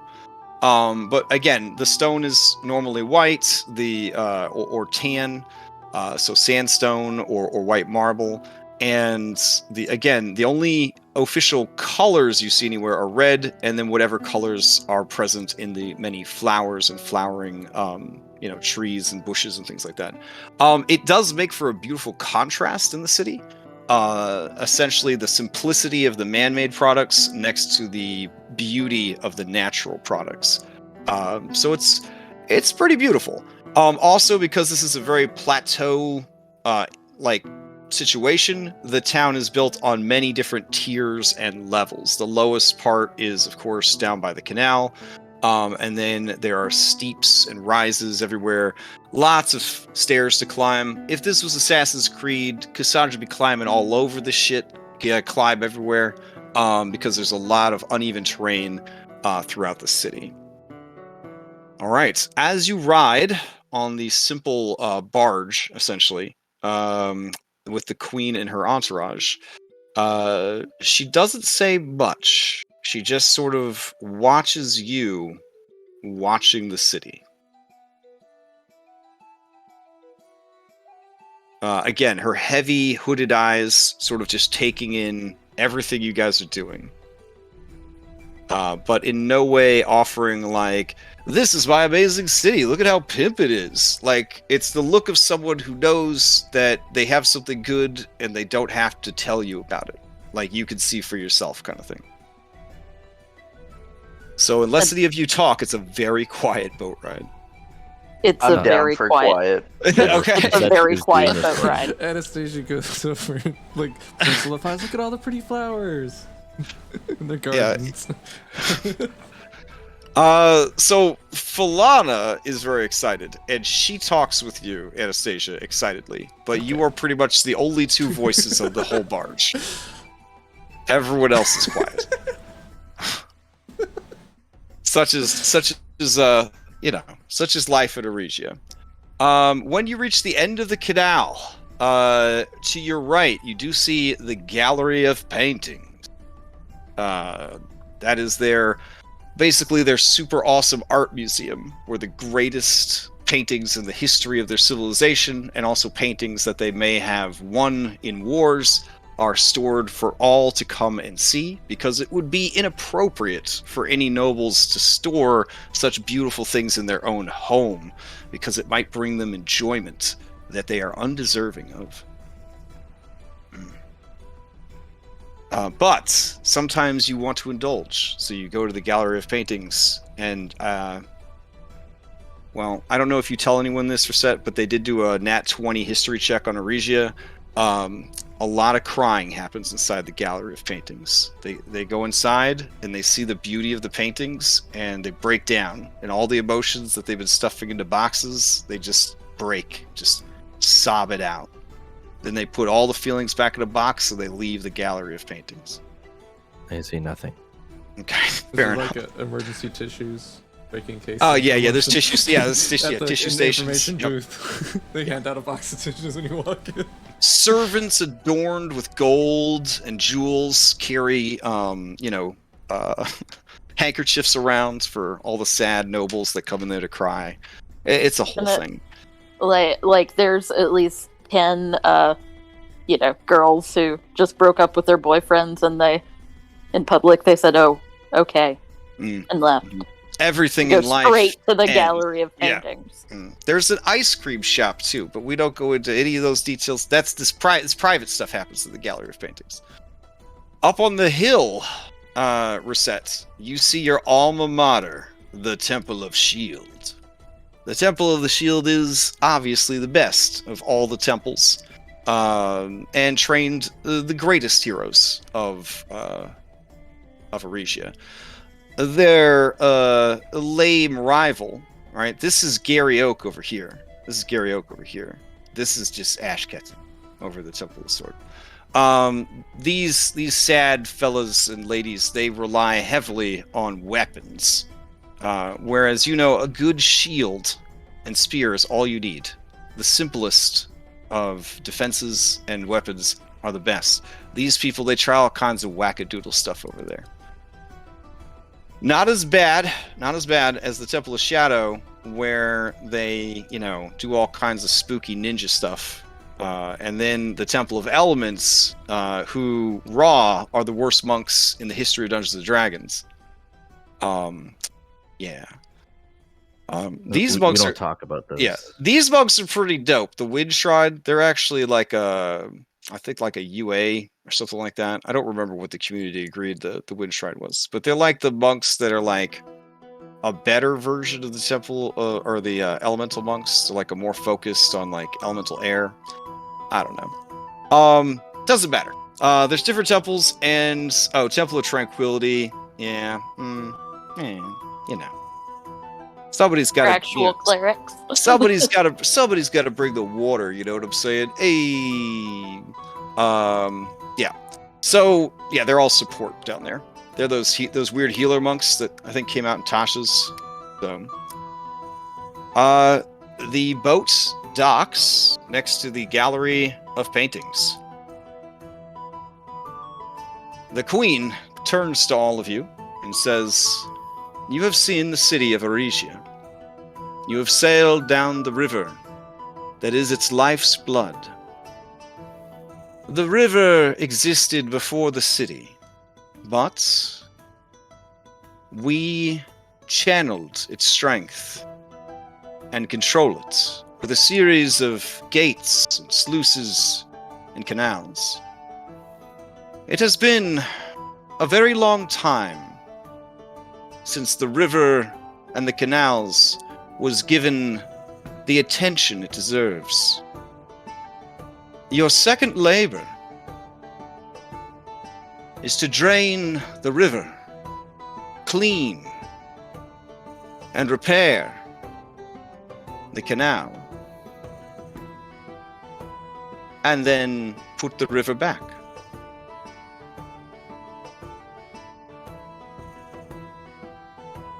And she walks off with her entourage. Well, I'll need a map and some dam building tools. I'll tell Anastasia to go talk to all the fish. Okay. all the beavers. You gotta get out of here. It's gonna get crazy. All right, so this is going to be a little more challenging than building a boat. So how are you going to approach this one? Your knowledge of the city is that between each of the gates, the river can be sluiced shut. So you could do one section at a time. It does occur to those of you whose characters are military-minded or just very smart, that this seems very strange to request because it would give you a very intimate knowledge of like the inner workings of their canals and their gates and stuff like that. So you're not sure why, if they are a potential enemy, they would be asking you to do this. It also would give you ample opportunity to sabotage these gates, making the city easy to conquer. Maybe they just want to see if we're going to do that? I don't know. I have no interest in conquering the city. It could be that self-confident in their own abilities that they figure they can tell if we do something to it. But it continues the theme of this place being super confusing. Okay. I mean, At least they're letting us do it how we want to do it. yeah. thought she's They gonna leave like a have us, pile kill of toothbrushes behind her. monsters. Yeah. But they already told you that if there's any monsters, they have. All right. So one of the descriptions of the book describes one of these temples. Hold on, and they're like, yeah, they just have 1,000 scouts. What'd you say? 1,000 scouts. Oh, I think that's who trains at the Wind Shrine. Actually, is the scouts. Yep. The Wind Shrine, they're not monks at all. They're scouts.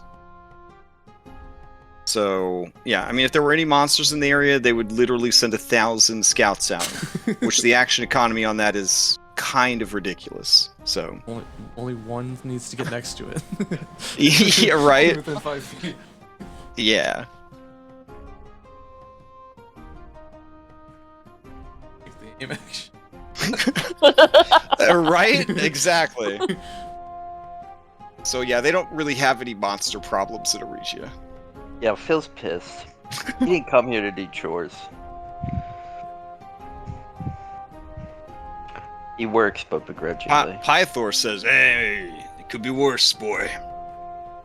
Did I tell you about the time I had to clean out these stables? Oh my god, it was ridiculous. Wait, Just ordinary no. stables? No, these were not ordinary stables. So does this remind me of, like, the military like hazing they would do growing up in soldier? Well, Or just like the low obviously jobs. back. This is quote unquote back in the day. You know, medieval fantasy-ish, but you know, Greek fantasy. Yeah, I mean, like hazing was a thing. These are obviously things that they either think you can't do, or you'll be too proud to do. It's like the flag without being so insulting as, you know, your next labor is to walk naked through the streets, or, you know, like I got no problem with that. I'd rather do that. dig out the world's, you know, shittiest stable. Go get this animal that's on the other side of the world. You know, lasso the sun. Like, they're not asking for anything crazy. In fact, the things that they're asking for, kind of show either that they want you to help them prepare for war, but at the same time, they're giving you opportunities to essentially sabotage their efforts to prepare for war. It's very strange. Do people man Tell the me Well, what gates? about anyway. the stables. I mean, the gates and orders and such. You can go talk to them. Maybe ask them the last time this was done. Yeah. Advice, Yeah. tips, or maybe. Oh, would that be cheating though? No, like maybe not. I mean, just ask Reset if asking for help is the Aresian way. I don't need to ask her. Okay. Figured I mean, it out. I thought he Figured- would I view figured it as all out. an interesting intellectual exercise. And No, it's not asking. again, I would have you ask Fish to help. Ask the fish to help. Yeah, Oh, I could ask the fish what happened last time. yeah. Mm-hmm. They won't narc on you, right? They won't narc on No. you. Everybody died! Pythor puts a big hand on your shoulder/arm/back, Anna, and says, "Be careful. These are Aresian fish." Okay. Well, we have to stop the river for coming into the city first, or what's their plan? I don't know. Wait, so you are going to talk to the fish? I don't know. I guess we'll find out what everyone else's plan are first. Okay. I mean, so the Well, gates we have like, from what I'm understanding, the gates are good enough alone to like drain out the canal, right? Well, so some of the functions of a canal, yes, are to change, water levels and things like that. In this case, they can use the gates to essentially they could dam up different sections and just it runs dry from that point on. So you could go all the way back to the most northern gate, close it, and then all this would dry up and you'd be able to do it. Or you could do sections at a time. But yeah, they're basically, the sluice gates are like dams. They will dam up the water. Yep. Yeah, so I mean, let's just go. Again, they're one at not a asking. time. They're not asking Yeah. you to do anything that's impossible, but they're certainly asking for.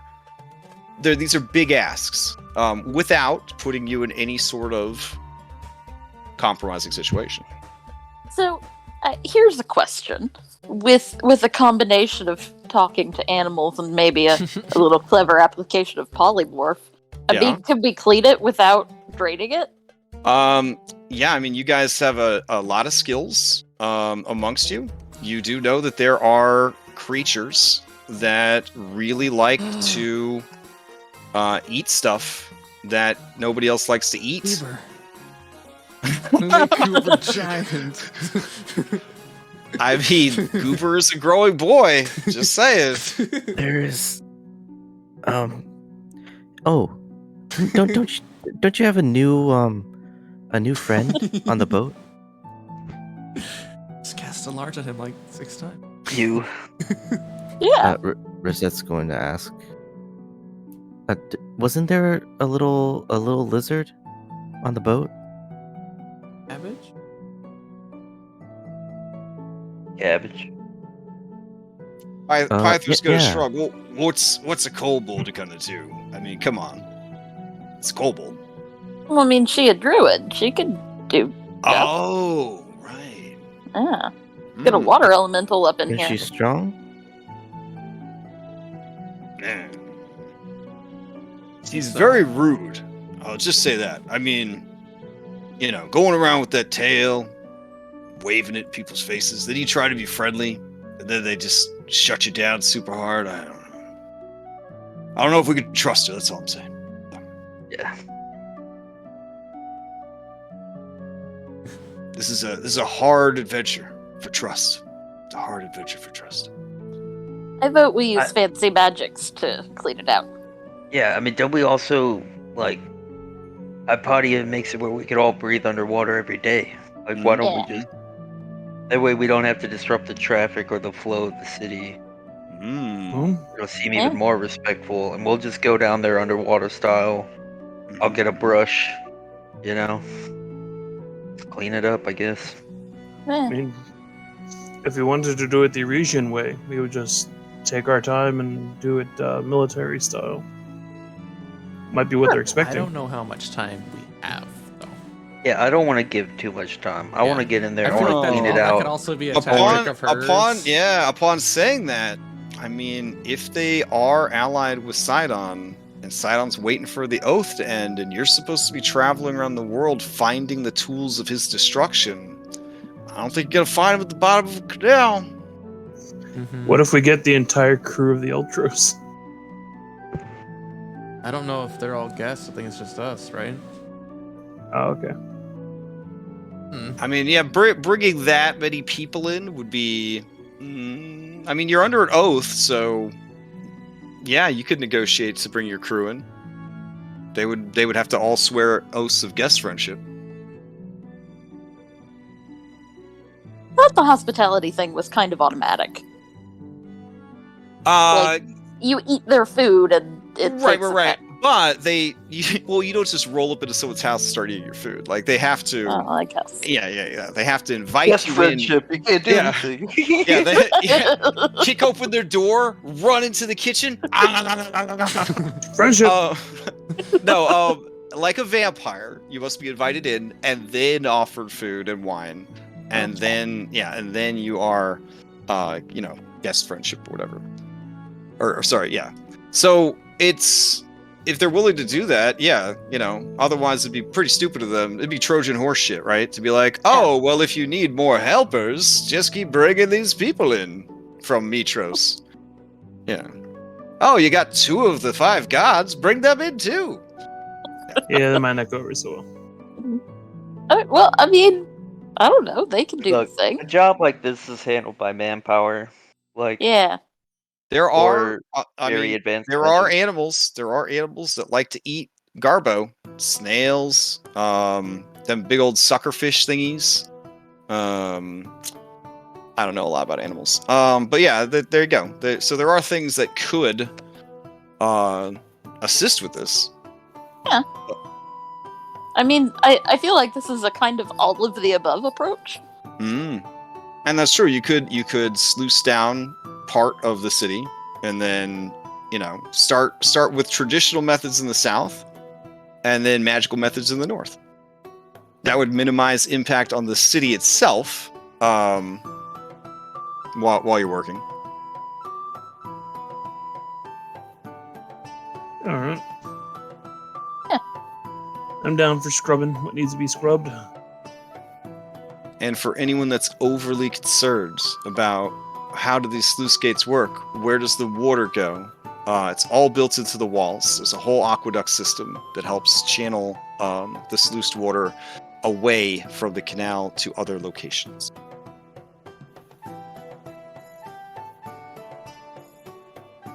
All right.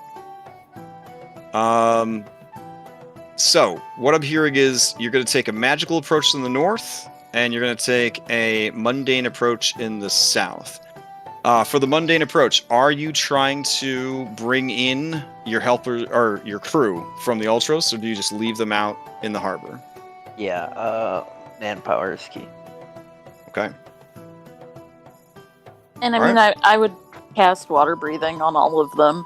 Like, Okay. Like little scuba teams going down there. Yeah. Clean. All right. so that we don't even have to drain it.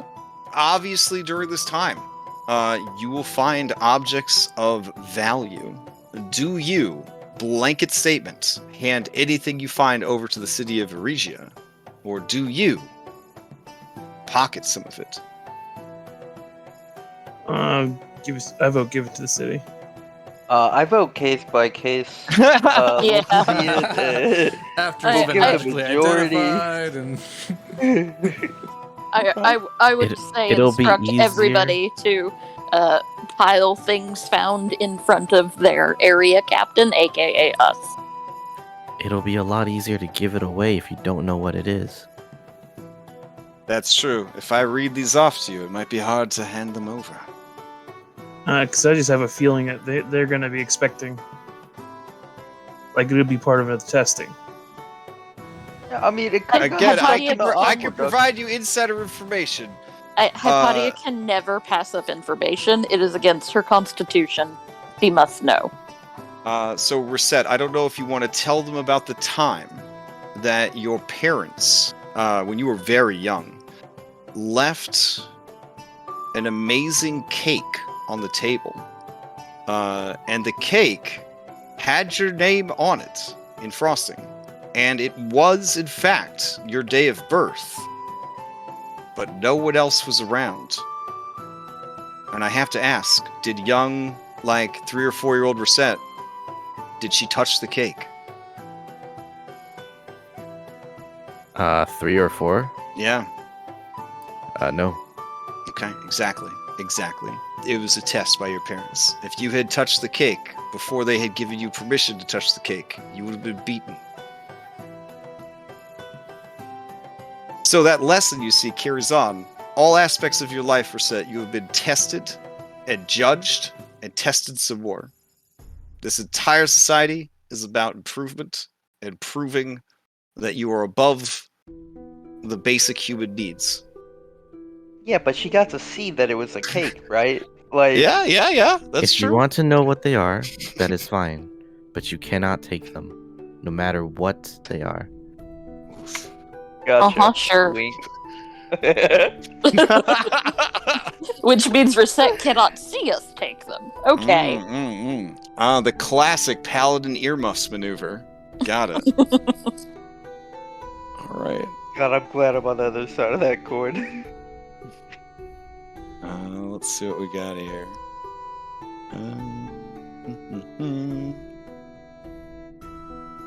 No, it didn't generate anything cool. Hold on.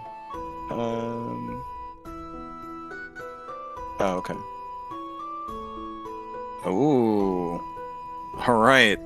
Woof. In your time of cleaning the canal, you will have discovered gems totaling 771 drachmae, coinage totaling 1,600 drachmae, a helm of comprehend languages and read magic, a potion of cure light wounds, and a wand of fucking fireballs.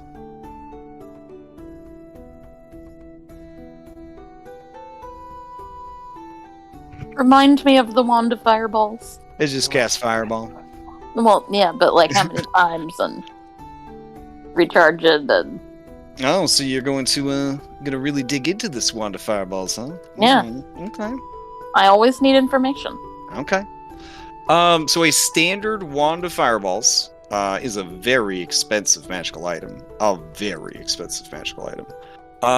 This magical item, of course, the one that I chose to look at has bad formatting. Hold on. All right, here we go. So it has 7 charges. While holding it, you can use an action to spend 1 or more of its charges to cast the Fireball spell with a DC static 15. For 1 charge, you cast the 3rd level spell. You can increase the spell slot for each additional charge you expend. It regains 1d6 plus 1 expended charges daily at dawn. But if you expend the last charge, roll a d10, and a 1 it crumbles to ash and is destroyed. I will say that possibly the reason this wand of fireballs is here is it was discarded. It is damaged, but could be easily repaired. By damaged, I mean if you try to use it, it will create wild surges. Okay, give it to him. Let him have it. But it could be repaired relatively easily. It would just need some sort of fire essence. So some kind of creature that is known for fire or fused with elemental fire. It could easily be repaired, according to Steros. I would. Steros says, I mean, you've worked so hard. They obviously didn't need it. Yeah, no, I'm definitely taking it. The question is, how in depth of magical concealment do I need to do? By which I mean, I will cast invisibility on it when I'm not around. I will mage hand it the invisible wand out of there. I will dimension door the invisible wand onto the boat. Okay, that sounds like a lot. I think that is a suitable amount of magic. Okay. Noted. So I have the wand fireball staff. Okay.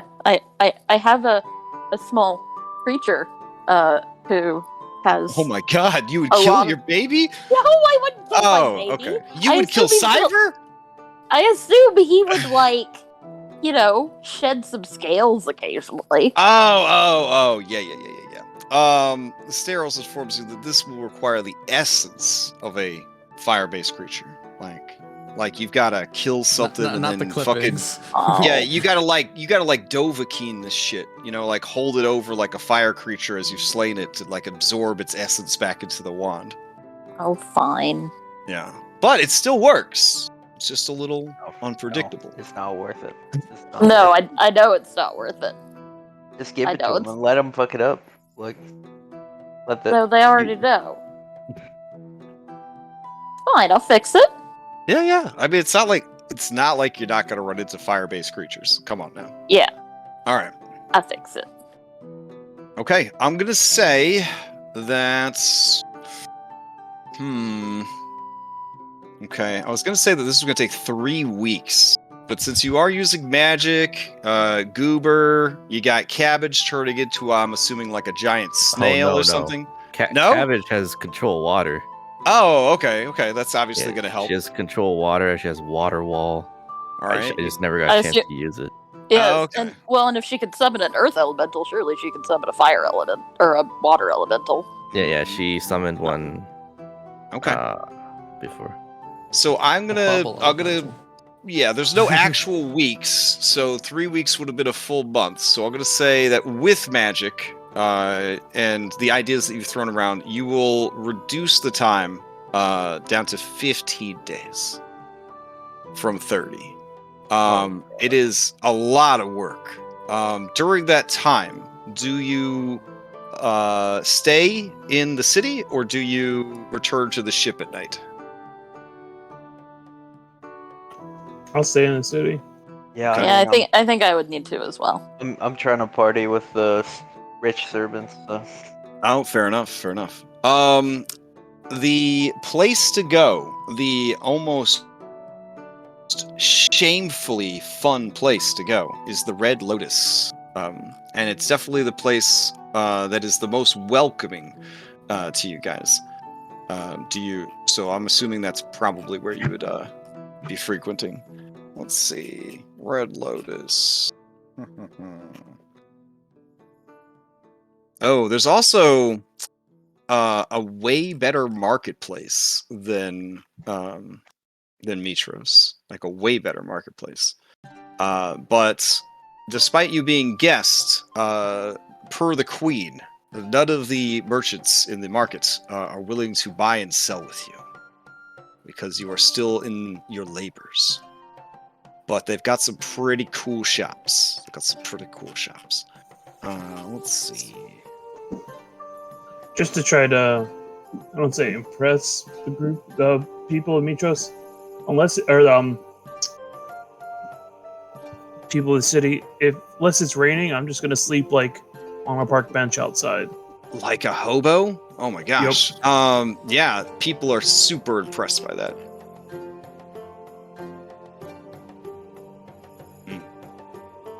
Use Yeah, the I'm good. sleeping in a bed. You're gonna sleep in a bed? Okay. Yeah. All right. Let's see. I'm trying to find this shameful location's description. Let's see. Queen's Palace, Hanging Gardens, Sanctuary. Let's see. Temple of the Shield, the Temple of Shadow, Wind Shrine, the market. Let's see. City Gates. The Red Lotus. Okay. The warm interior of this tavern carries the pleasant aroma of roasting seafood and spicy smoke. The main room is dominated by a massive fireplace and filled with boisterous conversation. An ancient bronze shield decorates the wall above the hearth. This is where the common man comes to spend all of his sweet money and enjoy the comforts of life like the shameful, lowly commoners they are. Looking around, you see what in Mitros would be a bunch of rich nobles enjoying fine food and drink, wearing beautiful, resplendent clothing and jewelry, and just overall having their best life. Everyone is happy and drunk. When they see you come in, they all raise their bowls of wine and shout, "Ahoy, ahoy!" And kind of motion for you to join them. They sit on comfortable cushions at tables that are at the perfect height to sit comfortably on your cushions. Reset.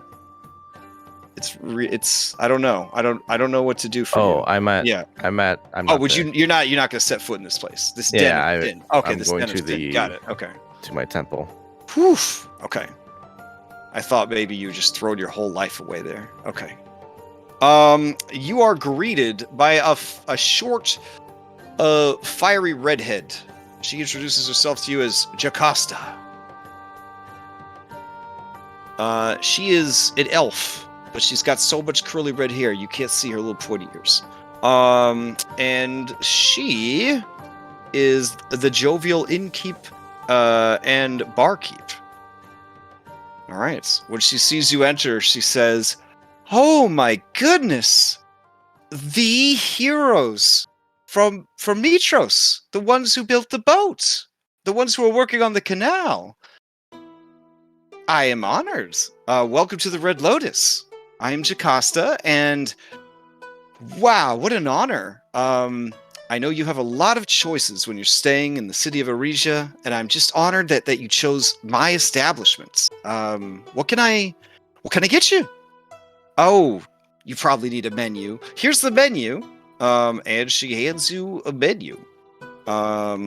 Which there's actually a menu for this. I'm confused why Aresia has so much development compared to Mitros at times, but that's okay. It's probably because they had Aresians work on Aresia, and they had normal people work on Mitros.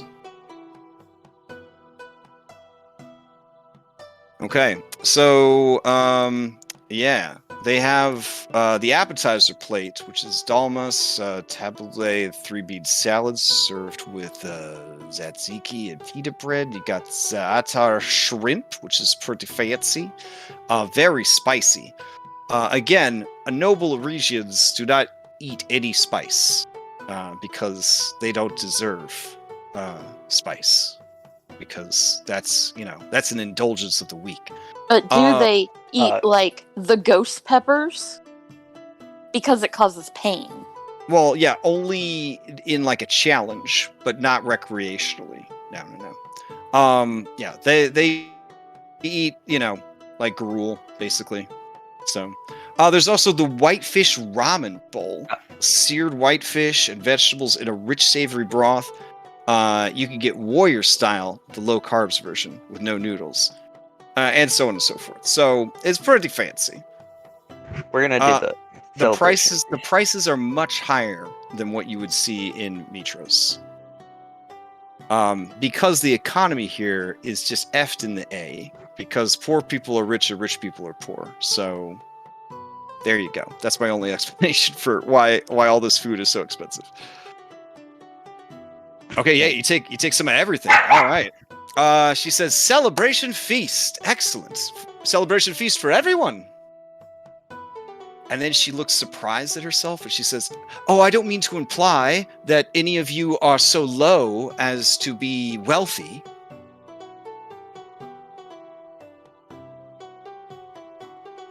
Does anyone correct her? She's worried. Have we ever had money? I don't. Hypatia is visibly confused. Seeing your confusion, Jocasta looks even more flustered. She says, No.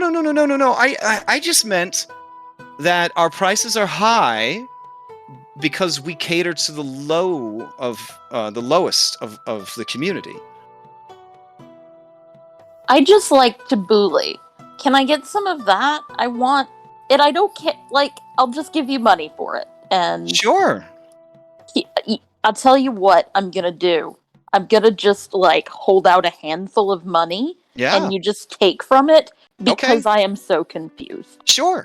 She just takes all the money that you pro-offered. So, I don't know how much that is, but she takes it. And she says, okay, this probably, will do. it's a handful. It's probably, like, I don't know, how many quarters are in a handful? Like, 15. Okay. Yeah, so she takes your money, and they go to prepare your food. The common folk of Aresia are no less Aresian, though. And while they are enjoying some drink, there are some rowdy arm wrestling. Very quickly, the fighting pit, because of course there's a fighting pit, people are beating each other up, drinking, eating delicious food. Spicy food hangs in the air. Some people bust out their hookahs and enjoy recreational narcotics. If Endis or Reset was here, they would be so embarrassed, I think, by the shamelessness of these people. This is why these people will never be great. Just putting it out there. They do turn to you, strangers from afar, and say, so, why are you here in Aresia? Spies? Hoping to get some intel before the big war? No, we're actually here to seek peace and prosperity for both cities. They And all laugh. They all laugh, and they pat you on the back, and they offer you bowls of wine for a good joke. I take their wine, Okay. and we also seek your queen's favor. Oh, you seek the queen's favor. And then one of the people says, well, he's not a bad looker. I mean, you could always try. She keeps her options open. You know, I got enough of that. That's not what I meant, but yeah, maybe. And then someone else says, oh, the queen is a hard one to please. But she is a great ruler. This city has stood for centuries. Never has it been taken in battle. And they all seem very proud of themselves for that. Again, these are the lowest people, so they're bragging and all sorts of disgusting behavior. And also, Hypatia rolls her eyes because she knows it's not because of the people. Well, what are you doing out there with the river? If you're not spying, why are you here? You think you'll gain her favor by cleaning a river? Yes, that she literally asked us to do that. She said if we completed her labors that we would be treated as both friend and ally. I don't think she's one to go against her word. All right. Jocasta returns, burdened with like 14 different trays of food. But like the greatest TGI Friday waitress I ever met in my life, she handles all 14 trays like a fucking champion. It's probably the monk training that every Aresian receives at birth. She places all the plates down, not spilling a single drop of noodle broth or wine. And tells you to enjoy your meal. But she does linger for a bit, as if curious about you, but afraid to ask any questions.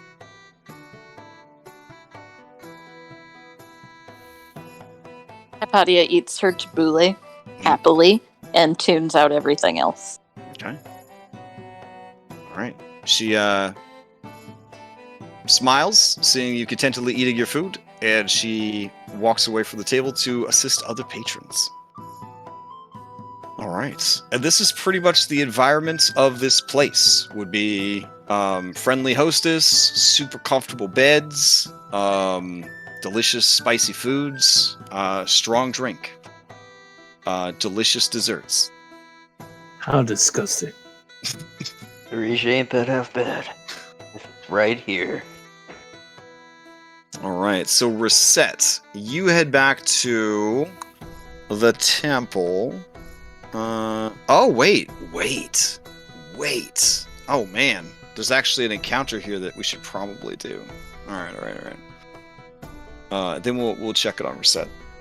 All right. So, one of the nights that you're here, a Minotaur shows up. Now, Minotaurs are pretty common in the city of Aresia. And they point out to you that that's one of the reasons that Aresia is better than Mitros, because Aresia would never be so dishonorable as to enslave anyone, let alone abuse oaths to do so. And that is why you can never trust Mitrians, because they are schemers. So this motherfucker rolls up in here, 11 feet tall and 8 feet wide. He has tattoos and brands all over his body, and all four of the elements seem to kind of trail behind him like dope particle effects. There is a murmur through the crowd as this guy shows up. These Minotaurs are trained from birth to not give in to the rage caused by the color red. In fact, that is part of why the color red is so celebrated here, because it is a sign that even Men and women who have been afflicted by curses can overcome those curses with the power of their will and training. Yeah. That's a little offensive. Hey. I mean, I'm just trying my best here. There are no Medusas, from what you could tell, because they're not into sculptures. They're not in sculptures. Yeah. All right. This is. Okay. It gets worse as far as like just token minotaur. This guy's name is Torius. He is the Grand Master of the Elements, and even though that means he's kind of a big shot in the city, sometimes he likes to come down here and drink and boast about how strong he is. Which, honestly, in the city of Aresia, the bar is super low for strength because they're all monks. So this guy likes to talk about how good he is at shot putting, and he busts out his collection of medals and trophies from shot putting, and much like Tank the Penguin from Surf's Up, which if you haven't seen it, it's one of the finest movies ever made. He kisses his trophies and he polishes his medals in front of everyone. You could actually see them in the art. He is wearing his medals as jewelry. Very, very scandalous. But he is that good of a fighter, despite being the worst type of monk in the history of Dungeons & Dragons. He must be using a homebrew version. Yeah, he's here and he's showing off. When he sees Graxus, Phil, and Pythor, he swells up like a blowfish of muscle, and he approaches the four of you. Sorry, Cyrus. It's all good. I mean, you have those nerd glasses. I mean, you know what I'm saying. Well, I'm also out wandering the streets too. So. Okay, yeah. All right, Pythor says, "Oh, geez, this guy." And he approaches, and Bullbug's there too, because he says, even though he's out of the B team, he still wanted to hang out with you guys. And Torius says, do I smell Metrians? Oh, there they are. Oh, it's you, Pythor. Wow. Are you who they hired to clean the canals? I guess the crown is running low in the treasury.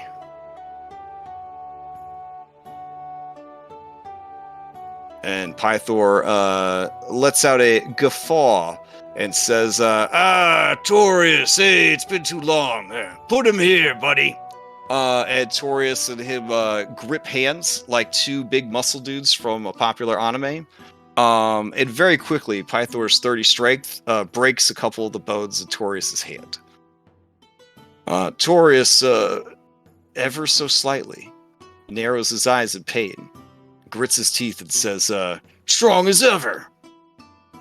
Well, I just thought I'd say hi. Is that your kid over there? Hey, kid. Just so you know, someone is going to have to physically come between Hypatia and her book for her to notice any of this. Well, I didn't know you guys would be here. Why not have a drink with us? He kind of stops. He says, Nah, all right. And he sits down at your table. He doesn't use a cushion for his bottom, though. Nobles get hemorrhoids. And he, because that's what they deserve, suffering, such as life. For him. Yep. During this conversation, you find out that every month there is a dope martial arts tournament on the first of every month. Obviously, at some point, he asks you if you're going to participate in the dope martial arts tournament. I'm under an oath of guest friendship. Oh, seek no combat. Follow me. Oh, man. Okay. He does proceed to describe to you some pretty dope stuff that they get up to at these contests of strength and skill. A lot of wrestling, a lot of unarmed combat. Anyways, so that's what's happening with you guys there. Reset. You return to the Temple of the Shield, where Halcyon, the Grand Master of the Shield, is training and essentially beating the shit out of new recruits. Shields? Yeah. Oh. They don't use practice weapons. They're not babies. Halcyon has been the Grandmaster for a long time, because elf. She trained you and many before you. She looks up with a bored look on her face, and when she sees you, there is the smallest spark of life in her eyes, and it quickly vanishes. She says, "Oh, you have returned. Ahoy, hoy. Ahoy, hoy. What are you waiting for?" And she motions to the people training.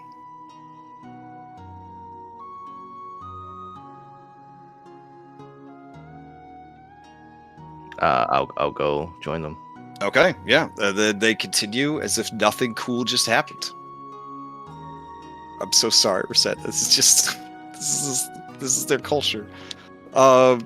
Yeah, so you trade alongside these people. You can see that some of the newer monks are doing a bad job of hiding their excitement that you're there. They keep screwing up because they're constantly watching you and trying to mimic your movements.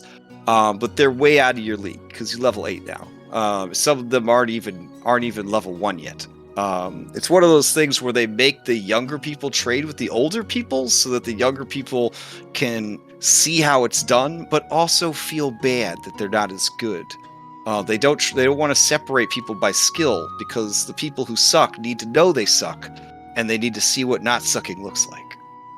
Yeah, every time I see one of them like miss a step or mess up, I smack them. Now that you are an established monk and a hero, that is your right to do so. Those who are smacked by you will remember it for the rest of their lives. Okay. When the training session is finally complete, 5 hours later, Halcyon, barely breaking a sweat, turns to you and says,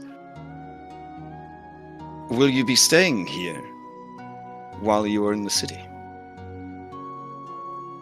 Yes, I will. "I will make arrangements." Thank you. You receive the smallest, most uncomfortable bed that they have available. It is a tremendous honor. She holds back the urge to visit the gallery of paintings. Fair. Fair. As the nostalgia comes back. Okay. All right. Now, your girl, she trained at the Temple of Elements, because I guess that's where the Dragon Ball Z monks would train, because, energy. So she would have gone back to there and done all that kind of stuff. Yeah, so in the evenings, you kind of hang out with these people, or earlier in the morning, you could train, though you do have obligations elsewhere, obviously, that they are completely understanding of. Yeah. Let's see. Is there anything going on with her? She's hyper-competitive, extremely tough on her students. She wants the absolute best at all times from others and herself. Well, that sounds on brand. She has mothered many sons and daughters who are all now elite warriors within the Temple of the Shield. And she has been even harder on them than the others. Her children may resent her for their treatment. Most of her children do become Queen's Guard. Oh, that's worth talking about. How do you deal with the fact that you had, right before you got your letter, been invited to become one of the Queen's Guard? Is that in any way affecting your character? No. Okay. All right. Let's see. Okay. Then you guys proceed through and complete this arduous labor, missing the martial arts tournament on the first of the month. 15 days. Let's see. So 1, 2, 3, 4, 5, 6, 7. Let's see. 7 plus. I want to say 8. Maybe 15. All right. So on the 8th of Gamleon, you guys finish your second labor in the city of Aresia. All right. By that time, those of you who have been hanging out in the Red Lotus, you would be aware of rumors. Do you want these rumors, or Yeah, I want them. is it too much Aresia already? I'll take them. Don't get me Okay. wrong. Yeah, these yeah. people- these It's people too much suck. And Aresia they're for very Hypatia. boring. They're very boring, but I'll take the rumors. I know, right? How did you like that role play? Oh, it's you. Bam, done. I wish everything in D&D was that easy. Oh my god, like that's amazing. No, the TV. That's great. Like, Let's see. The Order of Dragonlords has been restored by King Acastus. They have hundreds of dragons. Going to war against them will be certain death. Even our greatest warriors will be hard-pressed to deal with 100 dragons. Does anybody set them straight on that, or no? I let them believe it. Okay. Let's see. After 500 years, the Grand Master of Tranquility is still searching for the perfect olive. Everyone agrees he's crazy. But that doesn't stop people from trying to bring him the perfect olive. This is a thing that some people in the city are obsessed with. They bring this man every day at sunset, an olive that they have found that they think is the perfect olive. He looks at all the olives that have been given to him. He chooses one, and he eats the olive. It is the only food and drink he gets all day. And then he normally looks sad afterwards. And then they come. Did we keep any? It's like, do we keep any of the People olives are from the tree? riveting. I kind of like him. I don't know. I think that's really great. Did we keep any olives? We should give him an olive. I mean, you could try. You could try to bring him an olive. It is rumored that if he has the perfect olive, he will die. We'll die. Yeah. He is a human being that has lived over 500 years. So they believe that his stubbornness at waiting for the perfect olive is the only thing that has kept him alive. Someone Would give you that like- man an olive, but Would then you he- like to see his character art? Yes. Okay. Hold on. I imagine one night we'll go watch Meet the Olive. All right. What is this dude's Would that be name? considered an act of war when you kill one of the grandmasters? Yeah. Giving him an olive to ruin everything. It honestly sounds like a Greek myth waiting to happen. This is Laertes. Oh God, I don't want it anymore. Okay, and he is waiting for the perfect olive. That is the side quest. There you go. Just bring him a dried olive from the heart tree. Let's see what else we got here. The shield in the tavern, the Red Lotus, was once owned by Stolos, a great hero of Aresian history. He was the unbeatable warrior who established the Temple of the Shield. Hypatia to confirm, you do detect the great deal of magic coming from that shield. Obviously. Oh, the shield in Obviously. the tavern? Mm-hmm. Oh. Identify. I mean, I You have to to touch it. manhandle You it have with to a touch pearl.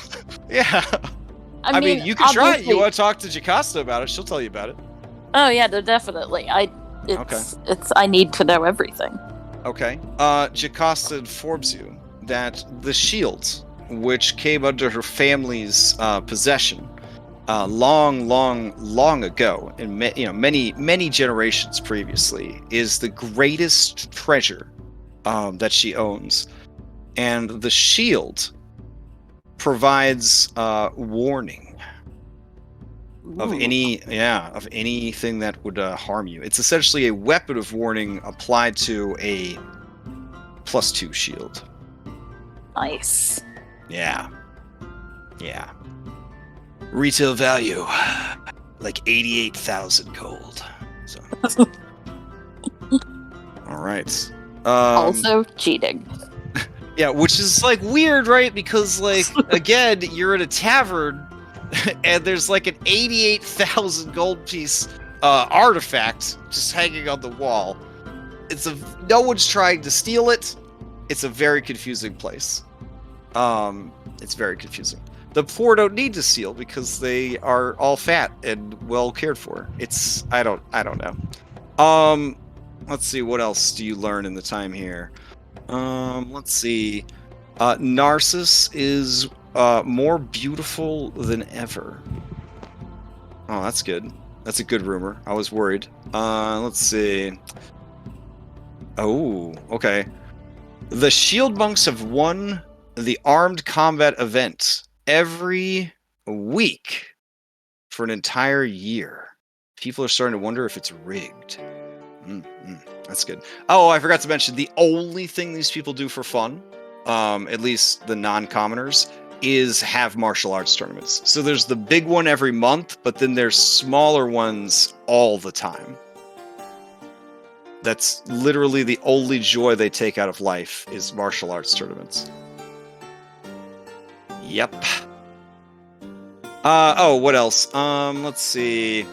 There is a Minotaur warlord by the name of Zakroth.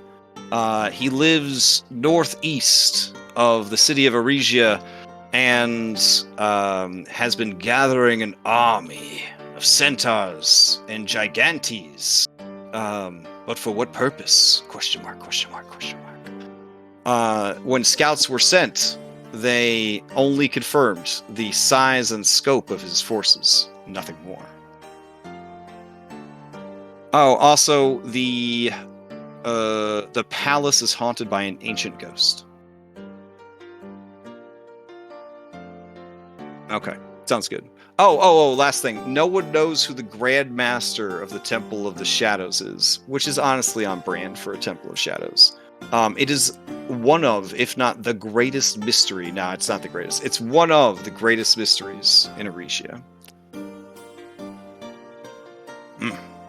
Okay, so that's the biz. Good to know. So your labor is complete. You present yourselves and the clean river to the queen. You ride on the boat as you did before. No one says anything. At the end of the boat ride, the queen says, "You have done well." I want to find a cricket just for these occasions. Yeah, I mean, maybe I should add that to the sound effects folder on Foundry. I don't know. But the queen says, "You have done well. I had a third labor chosen for you. But when Narcissus realized Pythor was in the city, he requested that he meet with you and give you the third labor himself." Looking at Phil. Get me out of the city. Get me. Crazy like that. Yeah. Has Hypatia Yeah. told us about her history check? Or is that just Hypatia's knowledge? That's just my Important to know. knowledge. Okay. But I would assume from everything that Kyra has said that you would have deduced that he is a relative. And Phil's intelligent, but he's not insightful. Okay. I would Okay. say any character who's trained in insight, you could easily make the jump that they are related. Since you ruled out that Kyra used to date him, or that Pythor used to date him, the only other thing that you would feel that emotional about would probably be family. Hooray, I'm trained in that. Yeah. I am too. Okay. I am oblivious. Oh, also, the queen says almost absent-mindedly, he requested that Kira be present as well. If you value the oath that was sworn, I hope that small concession can be made. I mean, we're certainly fine with it. I don't know if it would be good for the city of Aresia. Tomorrow, you can come to the Hanging Gardens, and there you can meet with the great god of beauty himself.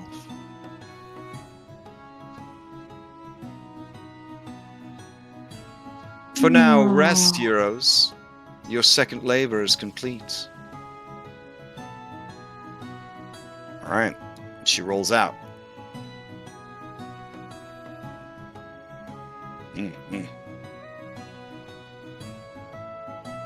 Okay, so you guys coming up with a strat for this meeting? Patty is just super exhausted.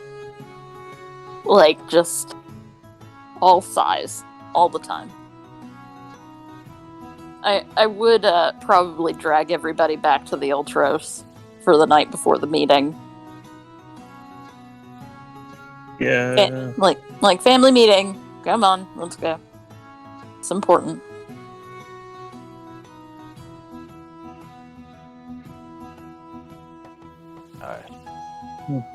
Oh, also, Reset, did you have any intention of visiting your family while you were here, or no? Yeah. No? Okay. No. I was. Oh, you did want to visit her. Oh, wow. Scandalous. Okay. Do you want to do that towards the end, or would you have done that during the canal stuff? Towards the end, and sometime when everyone looks like they're busy and cannot see me going to visit my family. Okay. I will say that you have been under too much scrutiny because you are, despite being Aresian, kind of being treated as an outsider because of the decisions that you've made. Oh, okay. Then she's not going to. Okay. I think an opportunity will present itself, but not yet. It has not presented itself yet. Okay. So yeah, I won't interrupt your meeting anymore. Yeah, so I guess we get Kyra. Yep, we get Kyra. Pull everybody in. So I think this meeting is probably going to go badly for obvious reasons. Bill, if you want to interject about how you don't understand why that's obvious, I will at that point tell you. Yeah, it's gonna be real awkward because she really doesn't want to meet Narcissus. She doesn't like him. Yeah. I feel like the first thing that's gonna happen is Patrick's gonna walk up and punch him in the face. That's like in my head. Can't have him do that. I mean, if it's like a not gonna kill you punch, it's probably fine.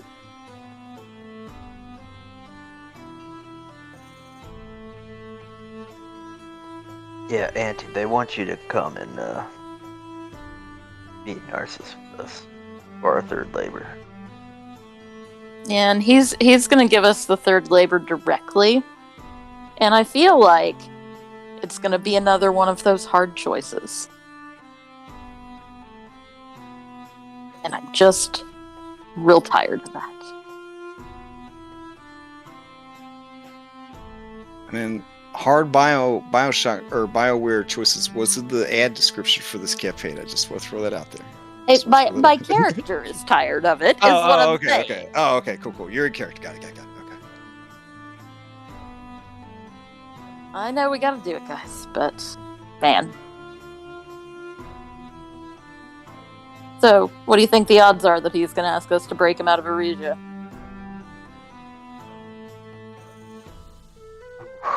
I mean, I'm pretty sure the Queen's gonna be there, so I don't think he'd be so forward. I don't know. I feel like he might ask for it to be private. That's kind of what it sounded like. I guess we should prepare for it to be something serious, but go in with an open mind. Well, yeah. I have lots of Phi-type spells prepared. Just in case. What about Pythor and Kyra? Are you okay with this? Are you okay with this? Am I okay with this?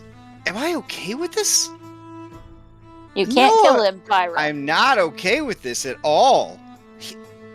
He is being a brat. He found out that we were here and that we have to do stuff for them, and he's gonna make this so horrible. I can't. Oof. Oof. Look, way back, you sacrificed that pig to me. I said I would do anything I could to protect you. And I'm not going to jeopardize that by screwing this up. So I'm just going to go in there. I'm going to do what I have to do. And so is this guy, because this guy is on his third final chance with the Furies or whatever. So we're just going to go in and we're just going to play nice. I know family can be hard. Have calm emotion. No. I will take it. I will take it.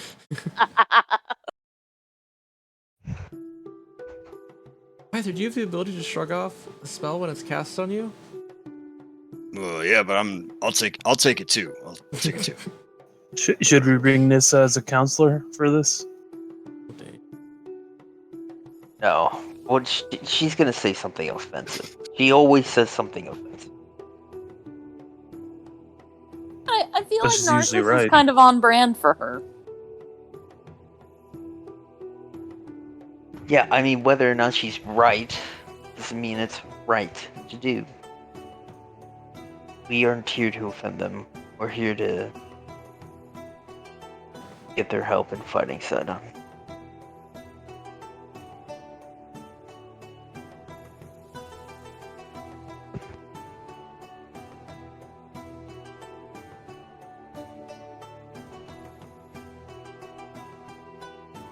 Okay.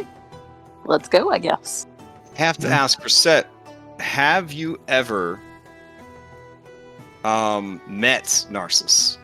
Like, have you gone to like the No. monthly showings, or are you just, like, because I know at the beginning of the campaign you were very like, religion, it's whatevs, personal strength, blah blah blah.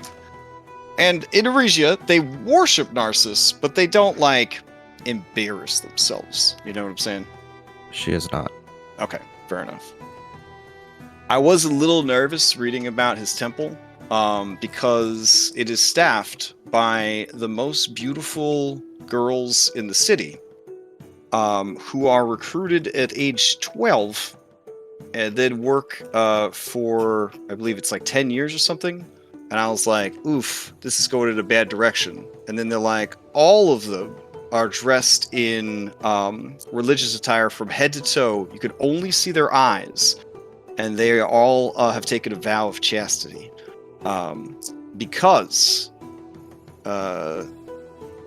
Narcissus is too good for them. And will always be too good for them. Yeah.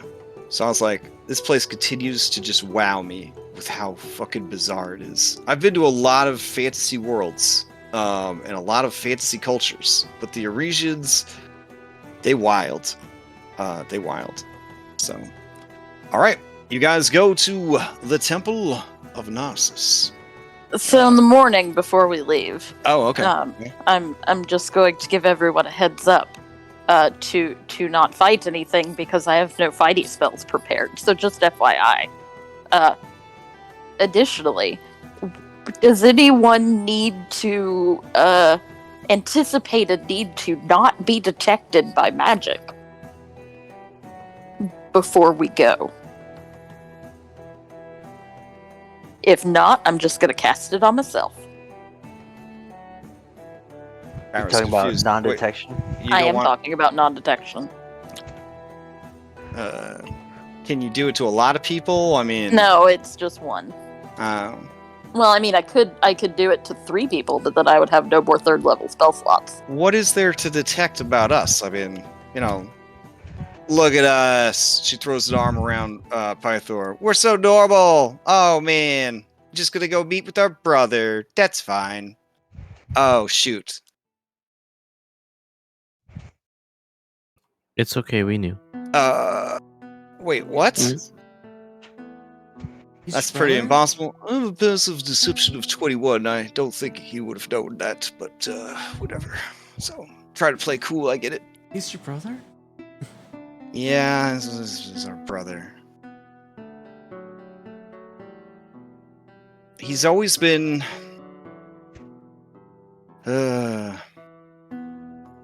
you know when you see ducks and like there's the one duckling that just keeps getting lost all the time, and the mama duck and the other ducklings have to keep going and getting it because it's so dumb that it just keeps like going the wrong direction, or it tries to join a family of swans, or it goes to, you know, get eaten by a snake or whatever. That's Narcissus. He's the baby. The dumbest baby.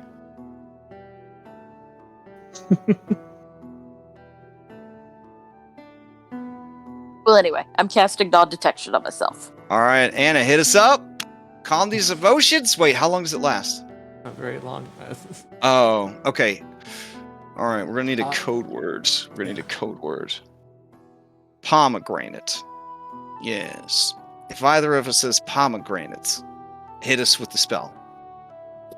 Okay. Okay.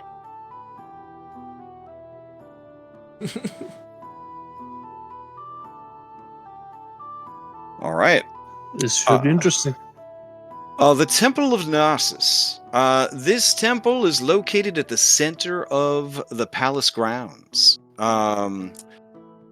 which is actually nestled, I believe. Yeah, in the Hanging Gardens. Cool. So you can see it from where you're at, but you're going to be meeting in the gardens. In contrast to the simple elegance of all other Aresian design, this building is covered in ornate engravings and golden statuary. It is over the top. It is said that the temple is full of mirrors of all varieties, and its ceiling is covered in gold leaf. Despite the name, this is not usually where Narcissus likes to do his monthly meet and greet. He almost always does it in the Hanging Gardens because he loves flowers. Let's see. And then his priestesses maintain the temple. They serve for 12 years, from 12 to 24. They wear silky gowns and scarves wrapped and concealed everything except their eyes. They have taken vows of chastity, for they do not deserve Narcissus' love. The people of Aresia believe I would hope the 12-year-olds would indeed be chaste. I was worried, honestly. The people of Aresia believe that Narcissus loves their city and blesses him with his presence. So when he is in town, you know, when he comes down from heaven or whatever, they attend to his every needs, night and day. Okay. All right. I don't have like a beautiful Hanging Gardens map. I mean, I probably do, but I didn't think you would fight the god of beauty in his in the Hanging Gardens. So we're just gonna have to use our imaginations when I read to you how beautiful they are. As we slowly transition into. Oh wait, I think there's a picture. The Hanging Gardens of Babylon. Oh yeah, that's probably what we're looking for. All right, so I'll just post this bad boy in real quick. So everything in the gardens is just beautiful. You are confident, Hypatia, that there is fey magic at work here, keeping everything nice. Let's see. Yes, located on a hill, resting just below the palace, these gardens spill over a huge terraced green space. You can hear the calls of peacocks from halfway across the city. Peacocks, of course, the chosen animal of Narcissus. What are we saying? I'm sorry.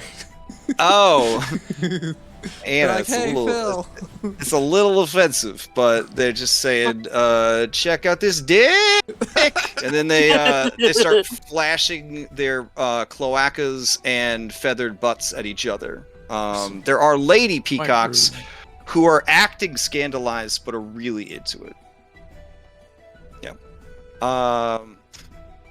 When one sees you looking his way, he says, "What are you looking at?" I'm sorry. And then charges you. I guess roll for initiative. I have stats for the peacocks. Do you non-lethally? I seriously... You're level 8. Do you non-lethally dispatch it or do you murder it? I definitely don't murder it. Let's see what we Okay. got. See what we got here. I got sleep. Put it to Okay. sleep. You put all of the peacocks to sleep because each one had 3 hit points. Sorry. Okay. I mean, peacocks are very mean. I don't know if you guys are aware, but I had a No idea. coworker get attacked by one. mm-hmm. It was the bruises were intense. They'll fuck you up. They'll Yeah. fuck you up. Yeah. People joke around about how strong house cats are in 5e. Peacock stat block, not too far off of that. All right. Where's the east? Hey, this is a strange place, but I already told you they have 1,000 scouts that hunt down all monsters. Okay, so there are no geese and there are no swans. All right. Man, Just one ugly duckling. you got me off my game talking about the scariest animal in the world. All right, you can hear the call of peacocks. They attack Anna. All right, the garden offers a tranquil space for meditation. The gentle sound of rushing water rises from irrigation canals that are carefully hidden throughout the gardens. Oh, there is a picture of it. Derp, it's just the one in the top right corner right here. There we go. I just should throw that up full blast. There we go. I mean, the Hanging Gardens of Babylon are pretty close too, but let's see. There we go. That's what we got. All right. So, let's see. There is an enchanted olive grove here, which is pretty nice. And let's see. They are the sacred trees of Thylea. And they were gifted to the Aresian settlers by the native centaurs, who they became bros with and never betrayed. How does that feel, Mitros? How's that feel? In fact, the gardeners here are all centaurs, and they are led by a centaur who is more handsome and more skilled than all the rest. His name is Diocletes. I don't know why I told you this, but there he is, Diocletes. And he take care of them plants. Take care of them plants real good. All right.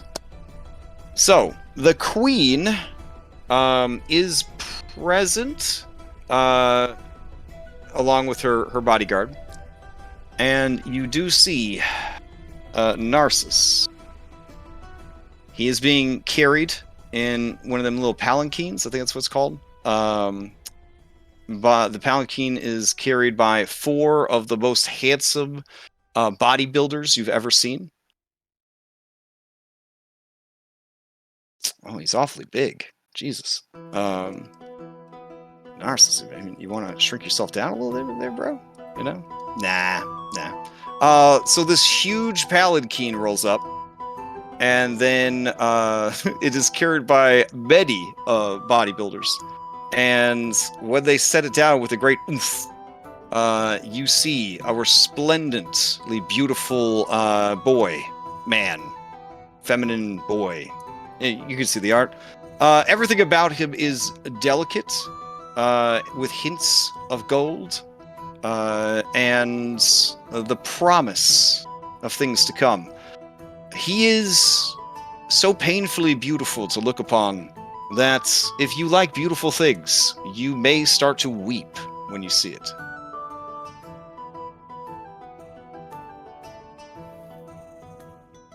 All right. What saving throw would that be? That would be wisdom for sure. Oh no. Yeah. Let me check. The DC is a 23. Oh wow. Okay.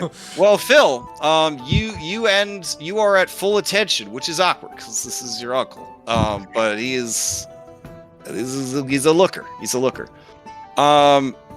He looks down at the queen and everyone assembled, and he looks around and he shakes his head and he makes a pouty face. Nearby musicians all immediately scramble to change the music out because he does not like this music. And then Kyra's like, I picked out this music. Is he really going to do this? Really? I worked hard on this selection.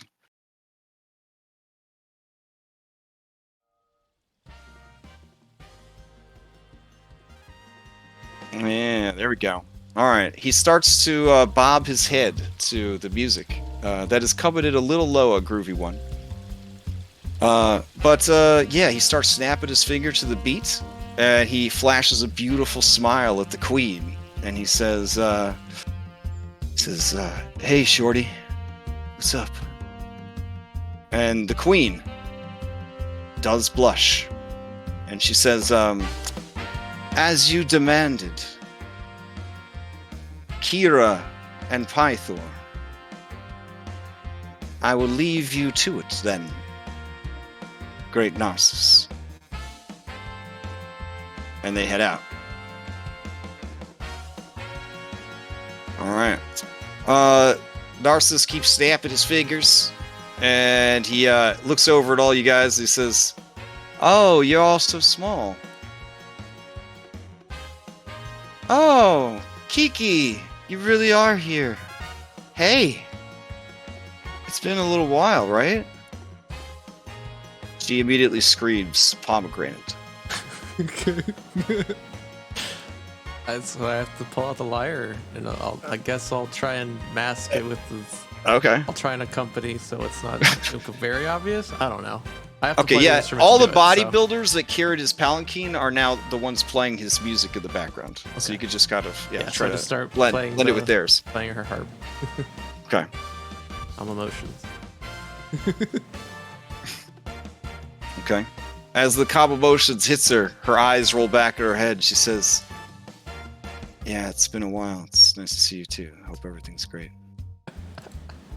He makes another pouty face. He says, "Oh, that's not fun." "Well, I understood you guys were in town, and I figured it was maybe to see me. I don't know. If you're here to rescue me, you don't need to. I have everything I need, and more.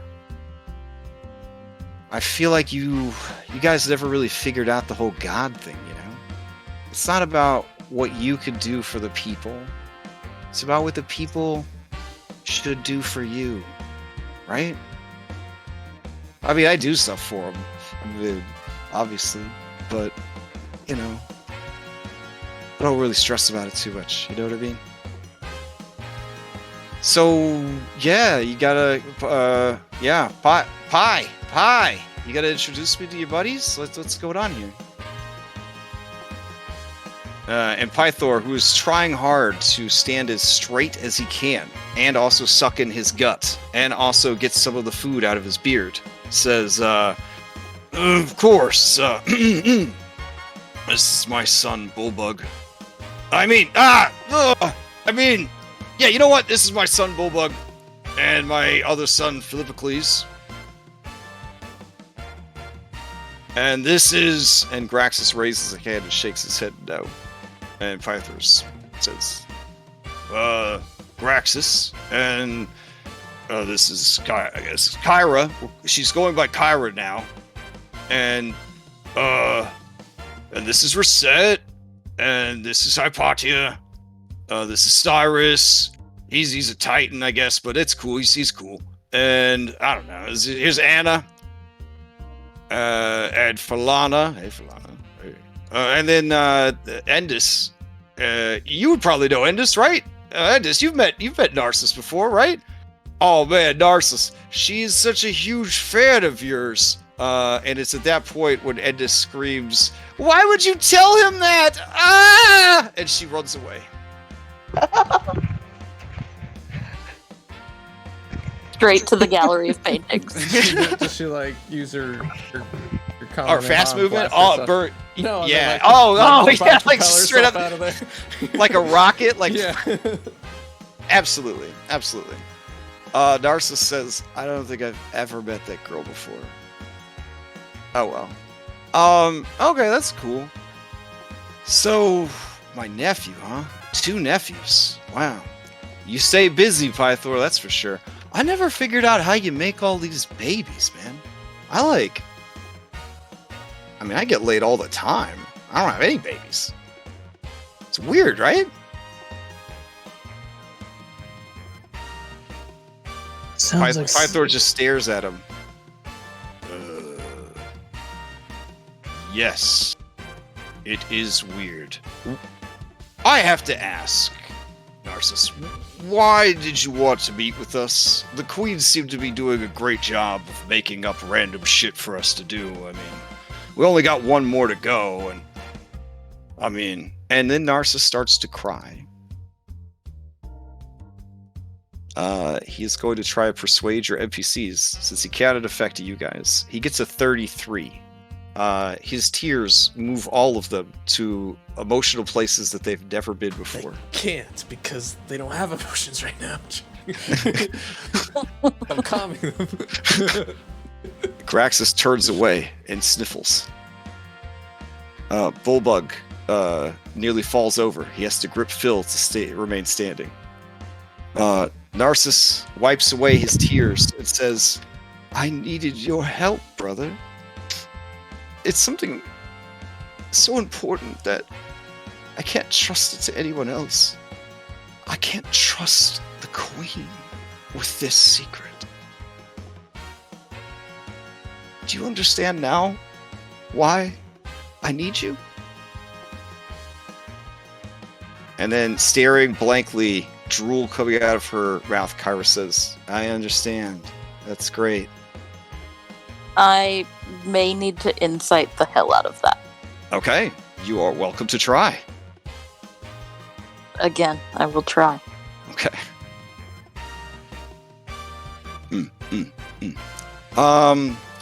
It seems like he's really upset, and it's really important. Okay. What I need, brother, is a flower. And you look around, there's literally 10,000 flowers around him right now.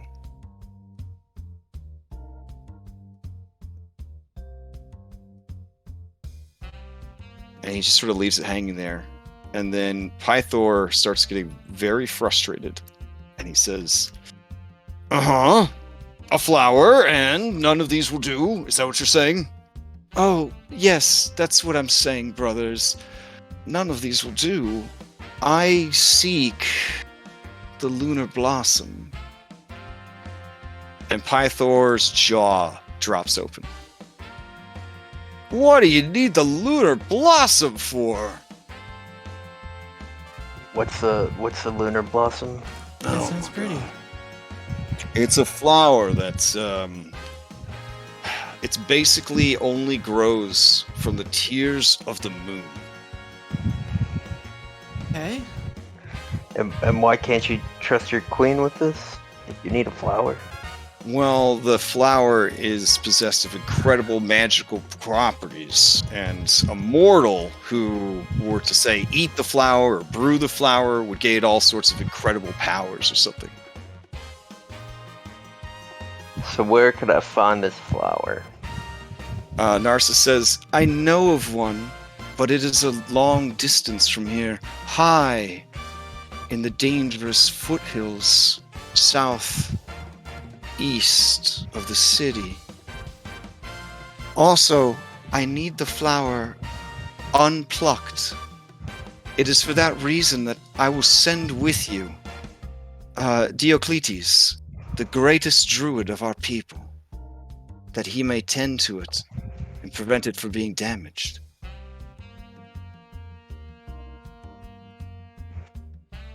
Can you do that for me?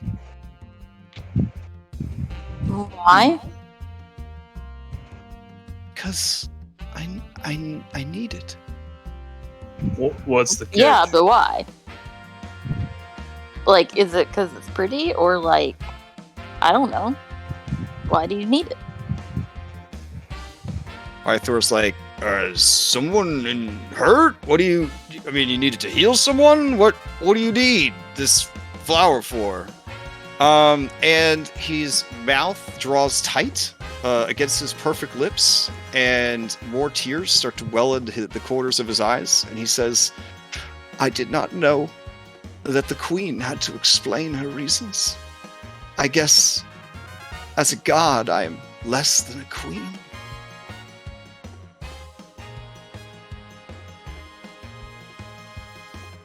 Claudia's Kyra says, professionally unimpressed. Kyra says, no, you are valid, and your feelings are valid too. The queen at least offered a reason. The flower is precious and magical and beautiful, like myself. I worry about it falling into the wrong hands. There is a warlords, forming a big army. You wouldn't want him to get it, would you? Does he want it? Who wouldn't want it? It's beautiful. Everyone wants beautiful things. So, you want it before the other guy gets it. Okay, that's at least an explanation. I just want to make sure the wrong people don't get it.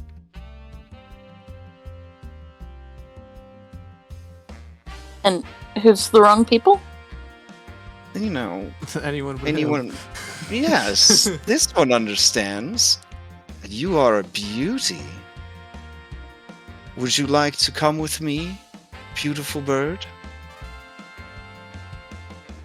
I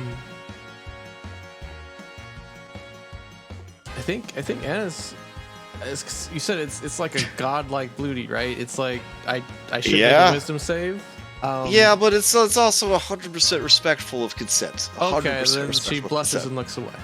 Yeah. This isn't the god of date rape, okay? This isn't the god of date rape. All right. You could appreciate how beautiful something is without getting all horn dog on it, Anastasia. Jeez. Maybe he just wanted to walk through the gardens with you. All right.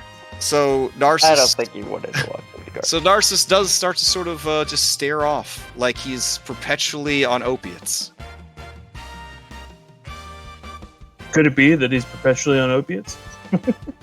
An insight check would know for sure. The DC is tremendously high. But since I phrased it that way, one of you will figure it out. I have no doubt. Alright, let me see. Oh, shit! Cyrus.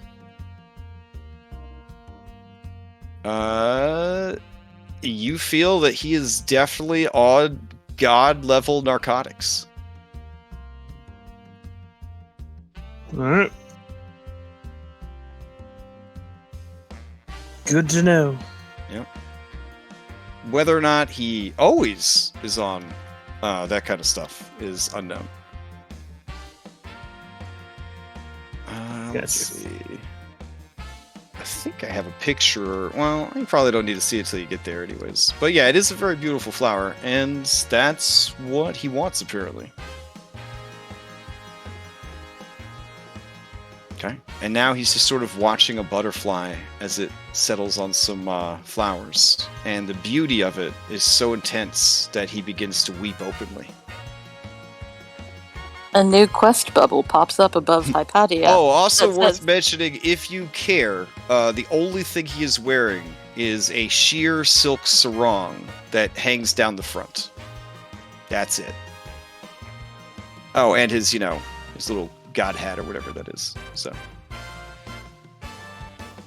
Hypatia now has a new quest to go find Echo and explain to her that she can do better. I mean, aesthetically, he's a very beautiful specimen, but I think maybe he has some personality issues that he might need to work out.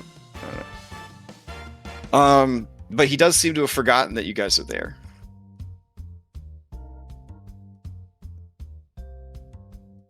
Yeah. I don't think he's in his best state of mind. Tentatively, Diocletes approaches, but as he does, his arm is grabbed by another handsome man. Because it's a lot of handsome mans in this particular part of the adventure. Let's see. Where's this handsome man? I didn't commit all of their names to memory, so let's see. I'll just use the code word Aresia. Which one are you? Oh, Pelagon. Okay. Pelagon rushes up and grabs this guy by the arm. Reset, you know that Pelagon is not a native Aresian, but was adopted into Aresian culture when he arrived here decades ago. He is the master painter. He is the greatest painter in the city of Aresia's history. His paintings are so magical and so beautiful that people swear to God that they're portals to another world. That the pictures of living creatures could just spring out, come to life. So most of the greatest paintings in the Crying Gallery are his work. She shows no reaction. Okay. So he grabs Diocletes by the arm and says, "It's too dangerous. Why must you go? I understand the importance of what the god Narcissus seeks, and I understand how it would benefit me and the rest of the city to have that flower, but love, you can't. You can't take this kind of risk. This might be the only time I'm going to say this, but perhaps Narcissus will have to miss out." Diocletes pulls his arm away and says, "I won't listen to you blaspheme. I've promised I would go and do this thing should he secure champions strong enough to take the flower. And there they are, listening to our conversation." And he clops over to you guys. "Greetings, I am Diocletes. I, at the behest of the god Narcissus, will accompany you to retrieve the moon lotus." Ahoy, hoy. The lunar lotus? The lunar flower? One of those things. I don't know. I don't have the handout on Foundry. Oh, he looks to you and says, ahoy hoy, reset. I'll hold my fist out. Okay, he pounds your fist. All right, how does it feel? It feels like this guy is very strong. He is a Centaur, and he has a lot of muscles, but he's still pretty damn dexterous. He deliberately holds back his strength so as not to make you feel bad about dumping your strength score. Reset realizes that he did not dump his strength score and questions. Okay. It takes all kinds to make the world go round.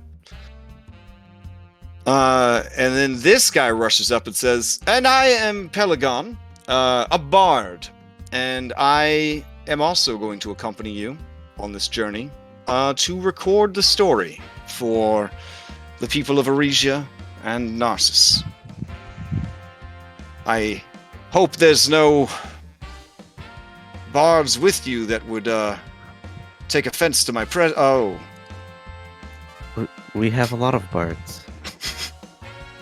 I don't really care what happens. I don't fucking care. It's fine. I don't give a shit. It's whatever." Falada and Pelagon stare at each other for a long time. And she says, "I don't mind." Wait, aren't you a painter? "Oh, well, yes, I am a painter and an artist, so I will paint." There's a whole new college for that. I will paint what we see. Well, I just gotta let you know, we've got strict royalties. This contract. If you paint any of us, there's gonna be contractual obligations. Oh, you would allow me to paint you? I mean, You gotta sign the thing, but yeah. with a physique such as yours, we could create a beautiful work of art. He kind of takes it, all of you. Maybe a group shot. I'm gonna try kind of getting close to him, Okay. offer him my hand in like a handshake, Yeah, sure. and then kind of pull him close and say, "It's okay if you want to stick close to make sure your loved ones are safe." In like a whisper, like He winces a little. So there we have it. I will journey with you, as will Diocletes. Diocletes looks shook, flattered, and angry about what's happening. Narcissus has wandered off. And you can see all of his entourage chasing after him to make sure he doesn't stumble into like a canal or something. Reset is very nonchalantly trying very hard to take a peek at his sketchbook while looking towards Phil. So like she's using the very corner of her eyes. Her entire back is turned. You notice that despite how clean and well put together he is, there are ink and paint stains on his hands and fingertips and fingernails that could never come clean, even with prestidigitation. Such is the quality of paint and inks that he works with. She does her best to not think about any of the paintings she has seen. There's one of a cold glass of water that you're pretty sure you could see the condensation forming and running down the sides of the glass. Stillness of mind. Mm-hmm. Stillness of mind. She Okay, calms alright. down. All right. This is only something she learned recently, so Okay. as a powerful monk, she does not need the gallery anymore. Wow. All right. I don't need it. I don't need it. So, Diocletius says, it is still early in the day. Shall we set out now? Or... Yeah, let's go at once. I want to be done with this. Okay. And so you guys head out of the city and towards the northwest plateaus. Okay. Well, we're gonna do our research first, right? Research? What? Not I my mean, job.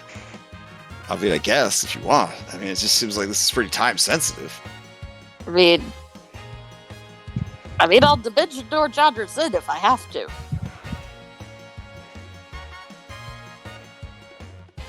Probably want to get him away from that. What's her face anyway? Is Chandra's just like constantly 500 feet away from you? Or... Yeah, I mean, you guys could detour back to the ship if you want to swap out your B team or whatever.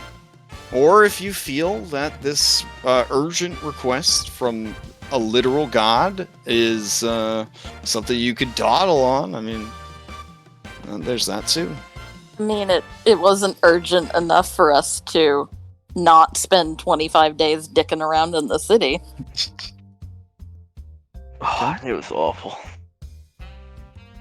Can't you just grab a Well, book those are and read requests from the while queen. moving? This is from a god. Like, I also had a request from a god to hide dead fish in a boat. I also did not listen to that one. Okay, strong argument. Okay.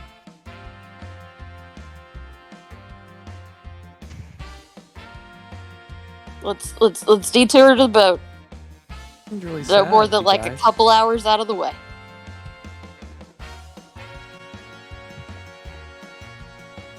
Doing a decrease encounter chances.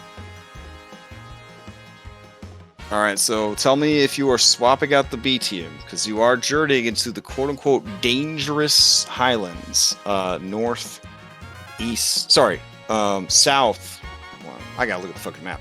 I believe it's south of the southeast, because northeast is where the Minotaur dude's at. Okay. All right. Let's see. I guess we could go back to the wide world while we figure this out.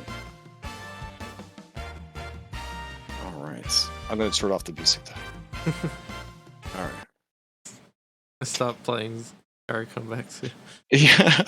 As you guys finally get far enough away, you don't hear his theme music anymore. Also, your spell has long since worn off. Kyra and Pythor just start punching each other. Just start punching each other. Just straight up fisticuffs. Their faces become badly bruised, teeth crooked, blood pouring from their mouths as they continue to take out their anger on each other, lest they take it out on any of the Aresians. Okay. On your way out of the city, you do find, walking out of the art gallery, Endis.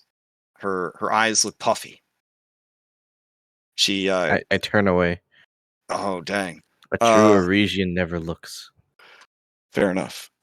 She eventually follows you, sort of shadowing a few paces behind, but says nothing. Okay. So yeah, you guys are doing it. You guys are doing it. With your team assembled, we can head out into the wilds of Aresia. Well, I want to know more about lotus blossoms. Oh, right. Let's see. Open this.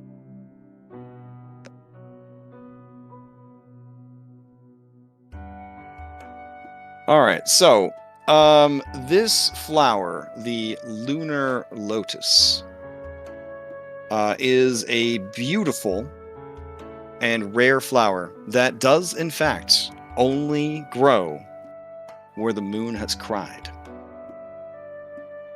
Whether or not this is a meteorology or not like a meteor situation where like a meteor lands and then the flower grows out of the meteor, or like whether literally the moon is up there crying, the tears reach the earth, or if it's simply a flower that is super rare and only grows during the full moon, scholars have never been able to figure out because the flower is that rare. However, historical accounts do hold that consumption of the flower by a mortal has a chance of giving that mortal enhanced magical abilities and healing any ailments that a mortal might be suffering from. Or it will put them in a perpetual sleep from which they can never awaken without the power of 9th level magic.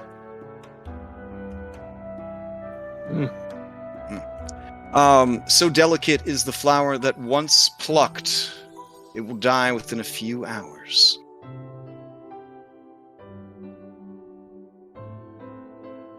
There is a historical account of a flower being plucked and then brewed. That brew was then used to put an entire fortress to sleep before an important battle.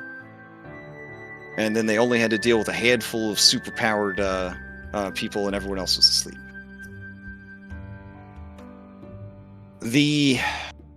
Unfortunately, Hypatia, as you keep reading, the lunar lotus does often attract creatures who worship the moon.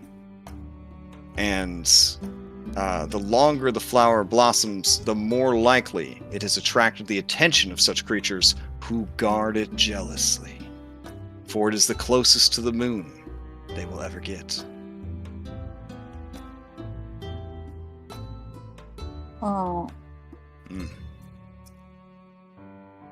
Well, if it were easy, everybody'd have one. Mm-hmm. The door to the the intel room is kicked open, and a panting bullbug is there. And he says, "Are you fighting a boss monster?" Maybe. He places his BT badge on the table. "Let me know." And then he coolly walks out of the room.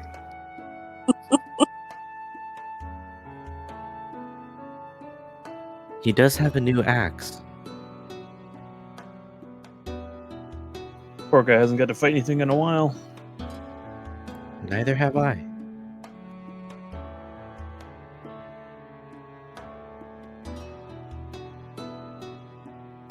But yeah, that is what you know. Creatures that like the moon include wolves, bats, and there are rumors of native creatures who can assume the forms of such creatures, and also assume more humanoid-esque guises. Yes. There is also, of course, a lot of fey creatures who worship the moon and are empowered by the moon. Maenads, despite being creations of Lutheria, are very interested in the moon. And there are certain sea creatures, I doubt that's going to be an issue in the Highlands, that are also obsessed with the moon.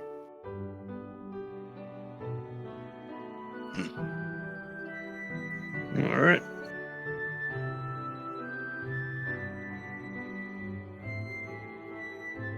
But I mean, you guys built a warship in 10 days, and you cleaned the entire canal of a huge city in like 15 days. I mean, getting a flower, easy mode.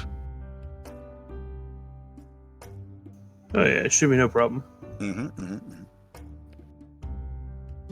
All right. If you require no other stuff, I can have you guys roll out. Do you spend the rest of the day setting up your team and then head out the next day? Or do you head out late afternoon? What's the situation here? I would recommend heading out the next day so that I could prepare some different spells, but that's up to you guys. Okay. I think you would go. He seemed really sad about it. He's also stoned out of his mind. No longer under the effects of calm emotion, Kyra punches a hole in the wall. You hear many of the bones in her hands break. And she says, "He's always sad about something."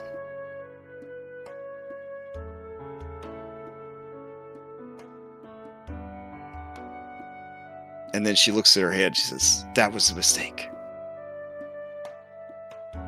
That hurt badly. I'll be back." No, And she, Anna grabs him to cast Cure Wounds. Okay. Okay. Pythor kind of grumbles and says, anytime anything didn't go his way, he would cry about it. Anytime. Ugh. If he felt that his fish wasn't as big as somebody else's fish, he would cry about it. If he felt that mother was being too nice to someone else for too long, he would cry about it. If he forgot to eat breakfast because he's an idiot, he would cry about it. And even if you gave him food, he'd say, "But it's not breakfast anymore, Pythor, because it's afternoon." Oh.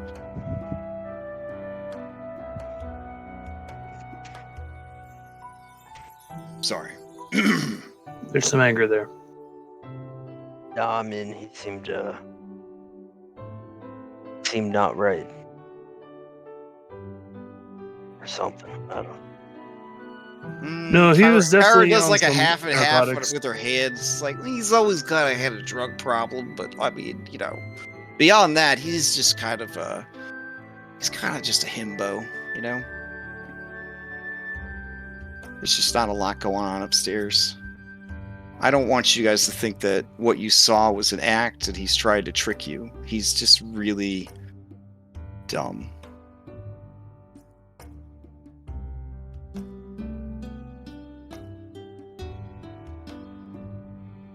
I mean, he let himself get lured away from a potential fiancé and his family by, you know, a woman in a white chariot offering him free candy, basically.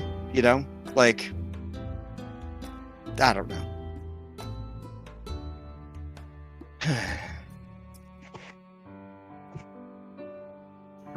Well, the sooner we get started, the sooner we can get it. Okay, then we're heading out.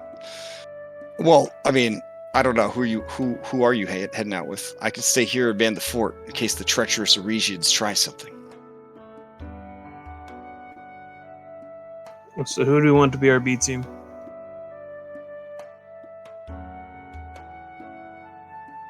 Yeah, just rattle them off, and then we'll head on out. It's a relatively quick adventure for you guys at the level you're at. Everybody I falls mean, I'm asleep? fine with the Bug. B team that we had. Oh, okay, fair enough. I appreciate you sticking to it. You said that they could do the whole arc, and you're gonna let them do the whole arc. Hell yeah. Maybe we All can right. use Vercy's divination to see what we might be going up against. That's super smart. Okay. Yeah. We'll Yeah, just let's leave do it. it. Yeah. So maybe who else is after this flower right now? Okay. You're gonna do divination. Well, actually, as far as who else is after this flower, I was going to send Skilla and Serpentine Owl figurine on a special Pokemon mission to see if they could figure anything out about the Warlord. All right. The terrain you're sending them through is very dangerous. We will let RNGesus decide. I would give their odds of reaching the destination and making it back to you intact. I'm going to put it at a beefy 40%. So give me a D-Hundy. My bet's on Graxus.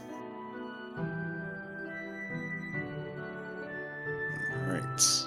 While Hypatia is determining the fate of her robots. Oh, very nice. Okay. While you're waiting for that information to come back, divination. Is that what you're using? I don't remember your what it mag- does, but it seemed like it'd be useful. I'm gonna look. Okay. Double check. I got the spell right here. Oh, okay. Yeah, your magic and an offering you put you in contact with a god or a god's servant. I'm technically versed a god, so you ask a single question concerning a specific goal, event, or activity to occur within 7 days. Hey, this is perfect. Truthful reply. The reply might be a short phrase, a cryptic rhyme, or an omen. The spell doesn't take into account any possible circumstances that might change the outcome, such as the casting of additional spells or the loss or gain of a companion. Oh my. If you cast a spell, blah, blah, blah, blah. Okay. Yeah, what do you ask her?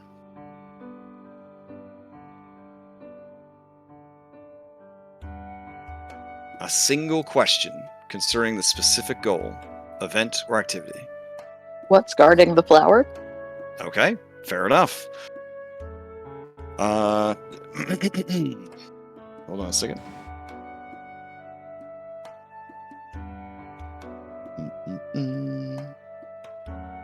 All right. She does her whole thing, you know, the vapors, the eyes roll back, gills kind of flare, and she says,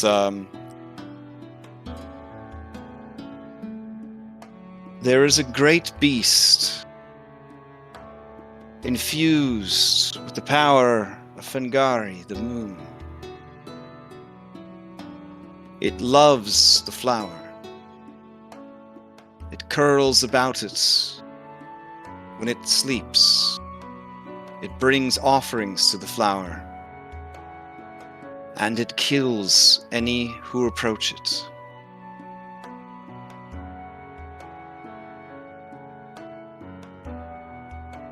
It is a creature that perhaps once was a bat, but flying through the night, passed through a moonbeam and received her blessing. Now it is a beast of great power and speed, ferocity.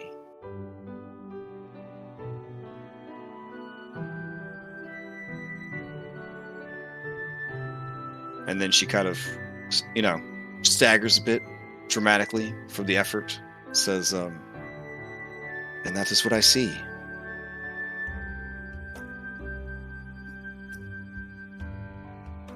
The Beast of Fengari. Do you do any sort of follow-up on that with your available skills and NPCs? Can I do a history check? Yeah, history check would work. You guys want to do a group check then? So one of you would roll with advantage, I guess, since you don't have an NPC slotted that would boost it. Sure. I will Okay. roll. Okay. All right. Good thing we had advantage. Let's see what we got here. All right. The Beast of Fengari is also called I think it's called the Nycteridia. Let me get the robot to pronounce it for me. Hold on.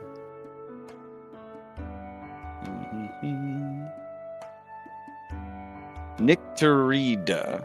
So the Nycterida, or the Beast of Fengari, is a wyvern, which you guys may remember live on the mainland around that river that you guys used to get to the Deadfalls. It is a wyvern like bat creature. It has the qualities of both a wyvern, which is to say a caveman dragon, and also a bat. So it is more active and more powerful at night. It has sharp bladed wings, is able to summon the wind and control it. It is able to bamf about using the power of shadows. And it is exceptionally quick in battle and likes to pounce on its prey. It goes without saying that this is a magical creature of legend. So it is rocking legendary actions and contains a divine spark that could be sacrificed to the gods. Does it get my monstrosity sense of tingling? It does not. This creature is in the domain of the moon, Fengari, who is, I guess, the laziest god in the world, because, like, she really don't do too much. So, and honestly, probably having the best time, because she just hang out up there in the sky and mind her own business. And in this campaign setting, I think that's probably the best you could do, honestly. All right. The flower is, it is north and then mostly east of your current location, up into the high foothills. You estimate that with decent travel on foot, it would take you guys about 2 days to reach it. Alright, well, I think we're gonna try it and fight it, when the sun's out and not the moon. So, Good call. Then you will find it sleeping around the flower when you get there. Excellent. Okay. All right. Let's see. During your travels, there is one noticeable time where things get a little spooky, and that is as you guys are climbing the highland foothills higher and higher.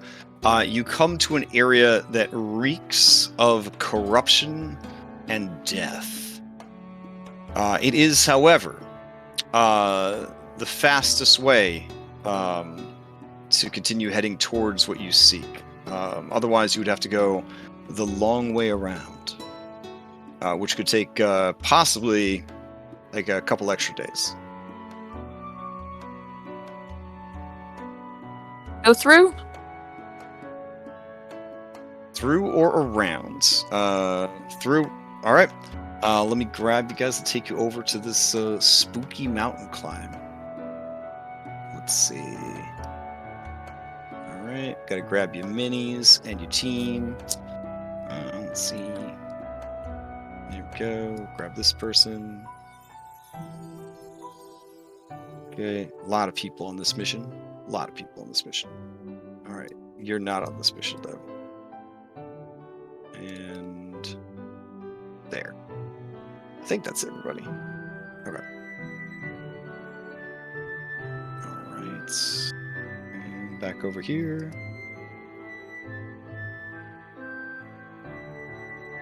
Alright. I've tried to get to the habit of not photoshopping out watermarks on free maps. So, there's going to be some branding on this map. But it was very beautiful, so I'd like to use it.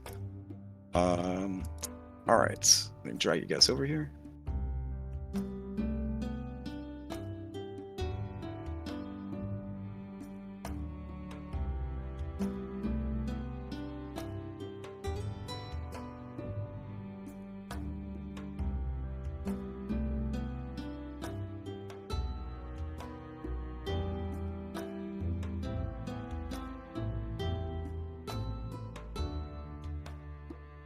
I guess this wouldn't be the right music for this.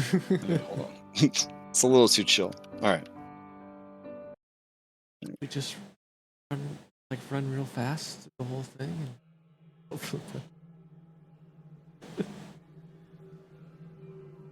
Yeah, there we go. There's some spookier music. All right, yeah. So it's one of those things like when you're watching a movie and they start like slowly changing the ambient lighting to spooky, and they slowly change the music to spooky, and then the next thing you know, the characters are in a spooky place. That's definitely what happens here. Up ahead is a ledge. It is a 20-foot high ledge to climb, and then beyond that is another 20-foot ledge to climb. Once we get in here, Mm-hmm. Rosette is she's gonna put a hand on her chest, and she's gonna do something that Hypatia might notice. Oh, all right. Hypatia, are you paying attention or are you working on other stuff? I mean, I'm generally paying attention. I'm generally alert. Okay, in give me spooky an Arcana check. Okay.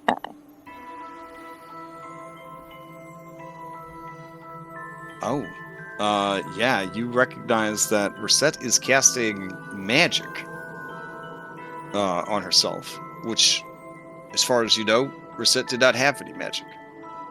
You even recognize what spell it is. Rosette, you can whisper her the spell. How do I whisper again? /W, and yeah. Okay. Now, here's the challenging parts. You're at B team, they're protected by contractual stuff that, crosses the multiverse and all that jazz. But these guys are not. Okay. Okay. So this is less of a danger to you guys, probably, than it is for them.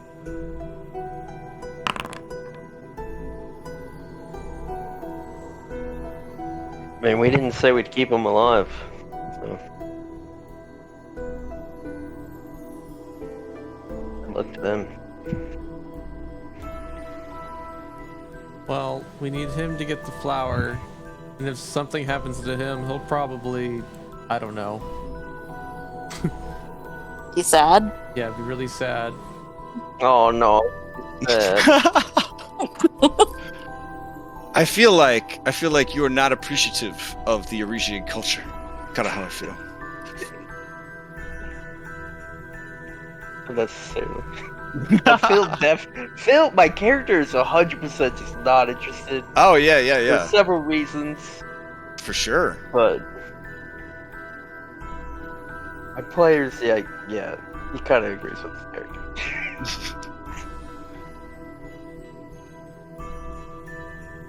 All right. You can see that the two pretty boys you brought with you, Diocletes kind of does that shy horse thing where he kind of comes to a stop and like raises up his front legs and kind of shakes his beautiful platinum mane. And Pelagon says, "Be brave. We can do this. We have the greatest heroes in the world with us right now. There's nothing to fear."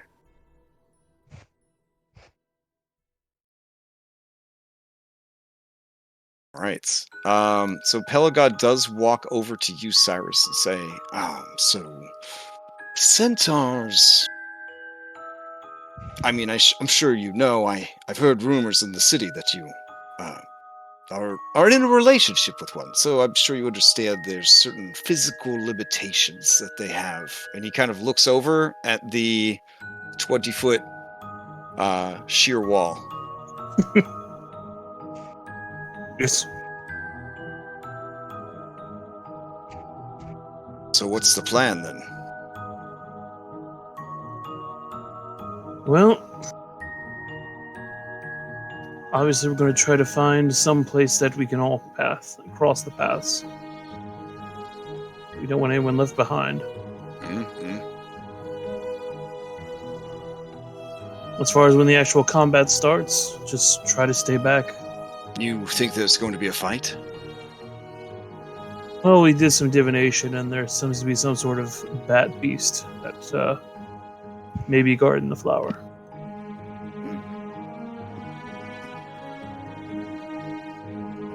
Ah, Bat Beast. Is that why we've only been traveling during the day? That's the plan, to try to make it as safe as possible. Well, I just hope that this mountaintop that Narcissus is sending us to is the right one. He can be a bit vague. He kind of swallows hard when he says that. I would have gone with a little more out of touch with the world, the physical world. Perhaps. Well, I leave it to you. We'll do whatever you instruct us to. Yeah. Buddy, do you maybe want to just polymorph old forelegs over there into a bird? Something? I can cast fly.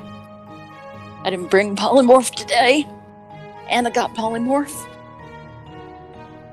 Sure, But I you'd can just appreciate cast- fly. Yeah, fly Yeah. would probably. It's also not 4th level. It's the 3rd level, so he can have fly. Oh, It lasts for an hour. Okay. That should certainly get you up this difficult climb. All right. Oh, we put fly on a centaur, and then several people can fly up with it. Oof. Oof. This isn't you, mean, Scorpion it's his Island friend Centaur. I mean, Yeah, that's a little offensive. you've been walking for a while. This Pelagon has not once climbed on this dude's back. That is just not done. I mean, that's...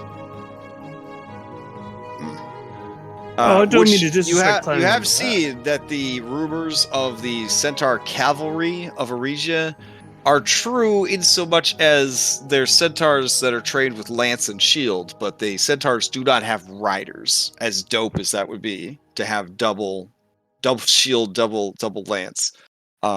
They do not allow riders. That is a total Scorpion Island thing. But in this instance, he could carry someone like a little baby in his arms. He's very strong. So do you want him to carry his little buddy? It's not the same as riding if you're carrying someone else. Then that person's the one that's being embarrassed, you know? That's not more of a pulley system almost. Oh. Drape ropes all over its back, and everyone Its hold on back? underneath. Oh my god. His back. Oh my gosh. Just because you're dating like the human resource lady doesn't mean you can get away with this kind of behavior, sir. I'm just saying. Alright. So yeah, they're ready to go. My bad. Fly's only 10 minutes, but Oh, then you're gonna want to hustle. Okay. yeah. I cast Okay. the light on Phil's axe. Hype. Okay. All right, they were able to fly up, no problem.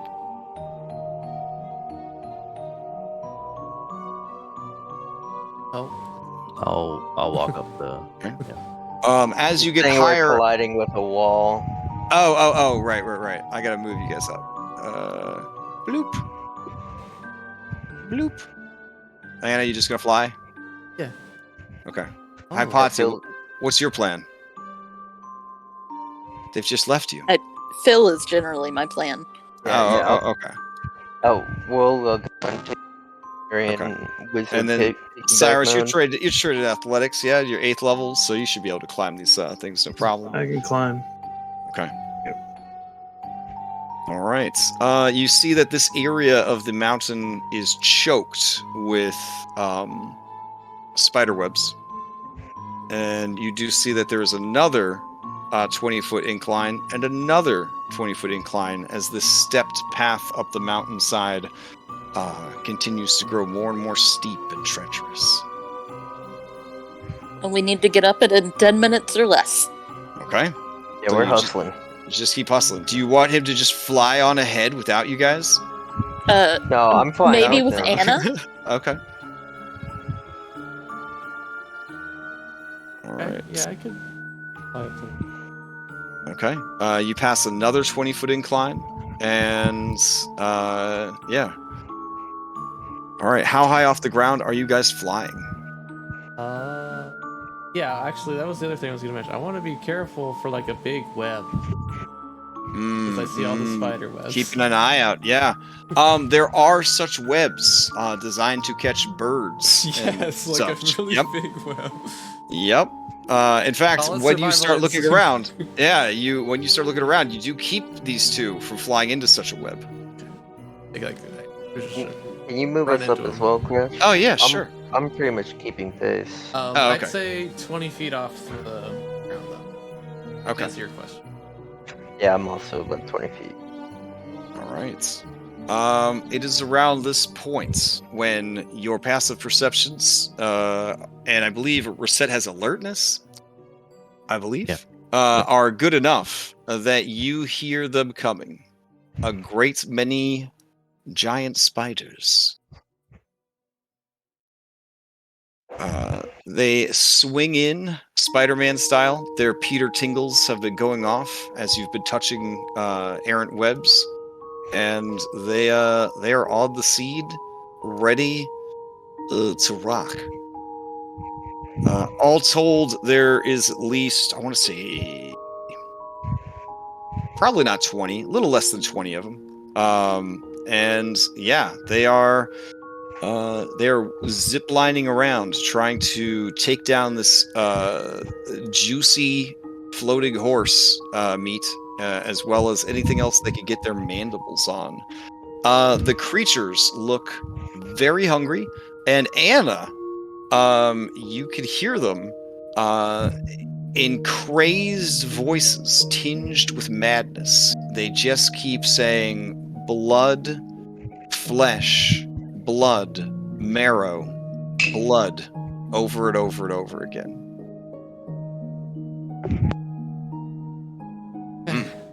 All right, that seems like a good place for us to stop because we're at time and we don't want to start, a big fight. All right, so we'll continue next week. Oh, there was one more over here. My bad.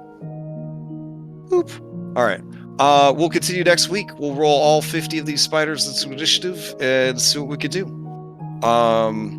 In the meantime, I'll take you guys back to Aresia map. Sure. There we go. All right. Let's see. Announcements.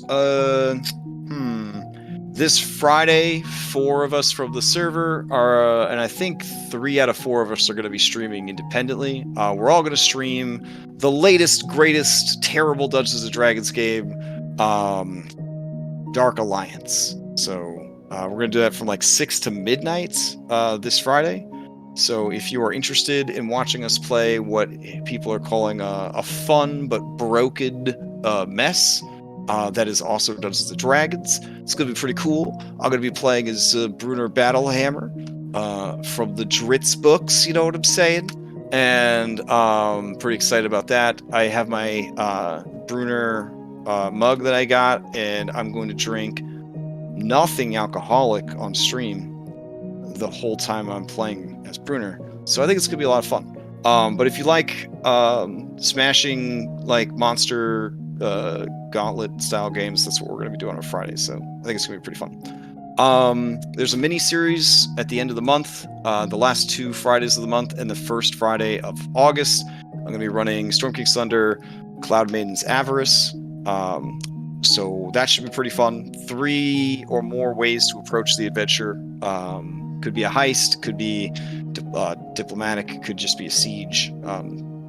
It's more than likely just going to be a siege. But I'm excited to see how that turns out. And Princess Heist will happen, but they will happen in July, obviously, because we've run out of June. But I'm almost caught up on May, so that's good. And yeah, I think that's about it. Oh, if you're looking for casual but crunchy,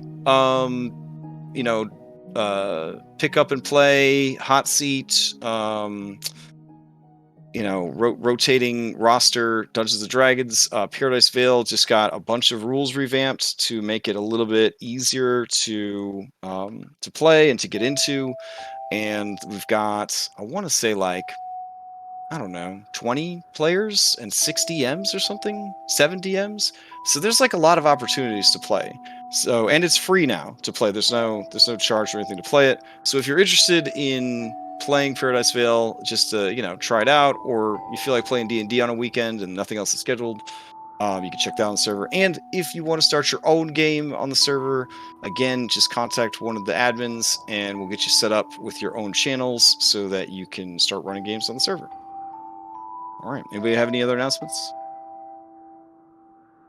Nope. I'm All good, right. but thank Wait, you. All I right. do. I was Oh. muted. Sorry. Okay. Annoyingly, I'm Mhm. going to be almost certainly late next week, possibly absent. Oh, no. All right. It's Well, important business dinner. I have to go. okay. Well, experienced former wizard ×2, Philippocles will probably be able to handle your character, I think. So. And I will try. I will try to be Okay. on time, but I have All right. no idea when it will be over and how sober I will be. All right. I appreciate the heads up. Okay. Oh, and also thank you for guest starring in the Mythic game last night. It was fun. It was very fun. So I told Lars that you had tried to call him, but he like flipped out because he had turned off notifications for Discord because it was impacting his workflow or whatever, and so he forgot to turn them back on in the evening, and he was super upset that he missed it, but he wouldn't have been able to help anyways because like he did have internet. Oh man, it was just oh well. Okay. Yeah. Right. Hope everybody has a great week, and if you need me for anything, just add me on the Discord. All right. Night, All guys. right. Night. Night. Bye.